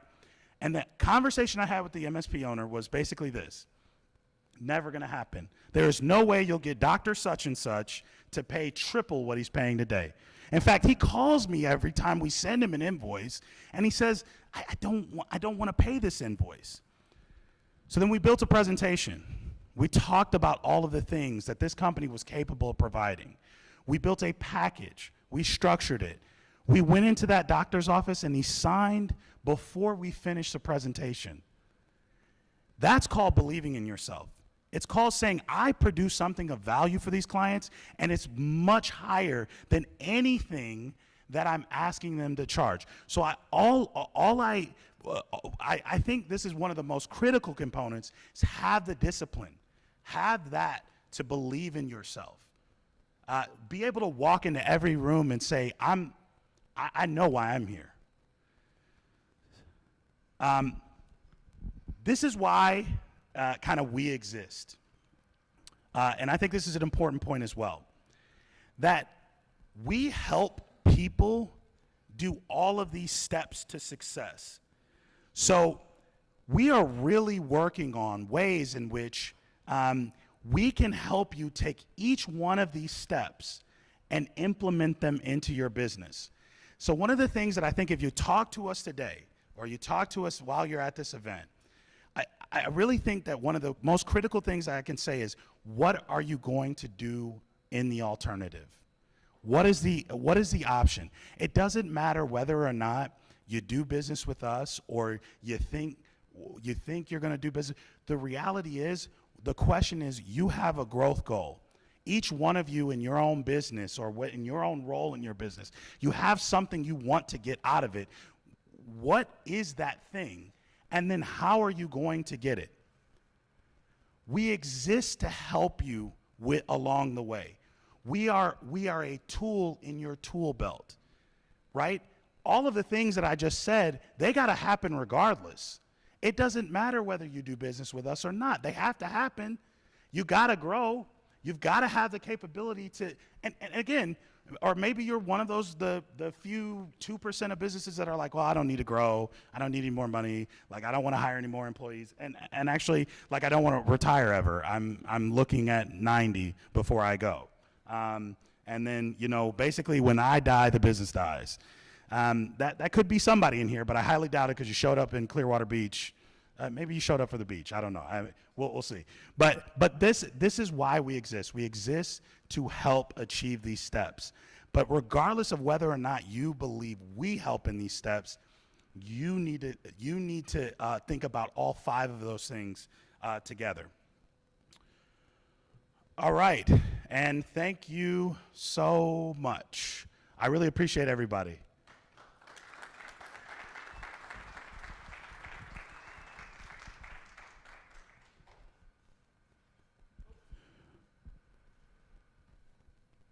Till the end, we are the champions.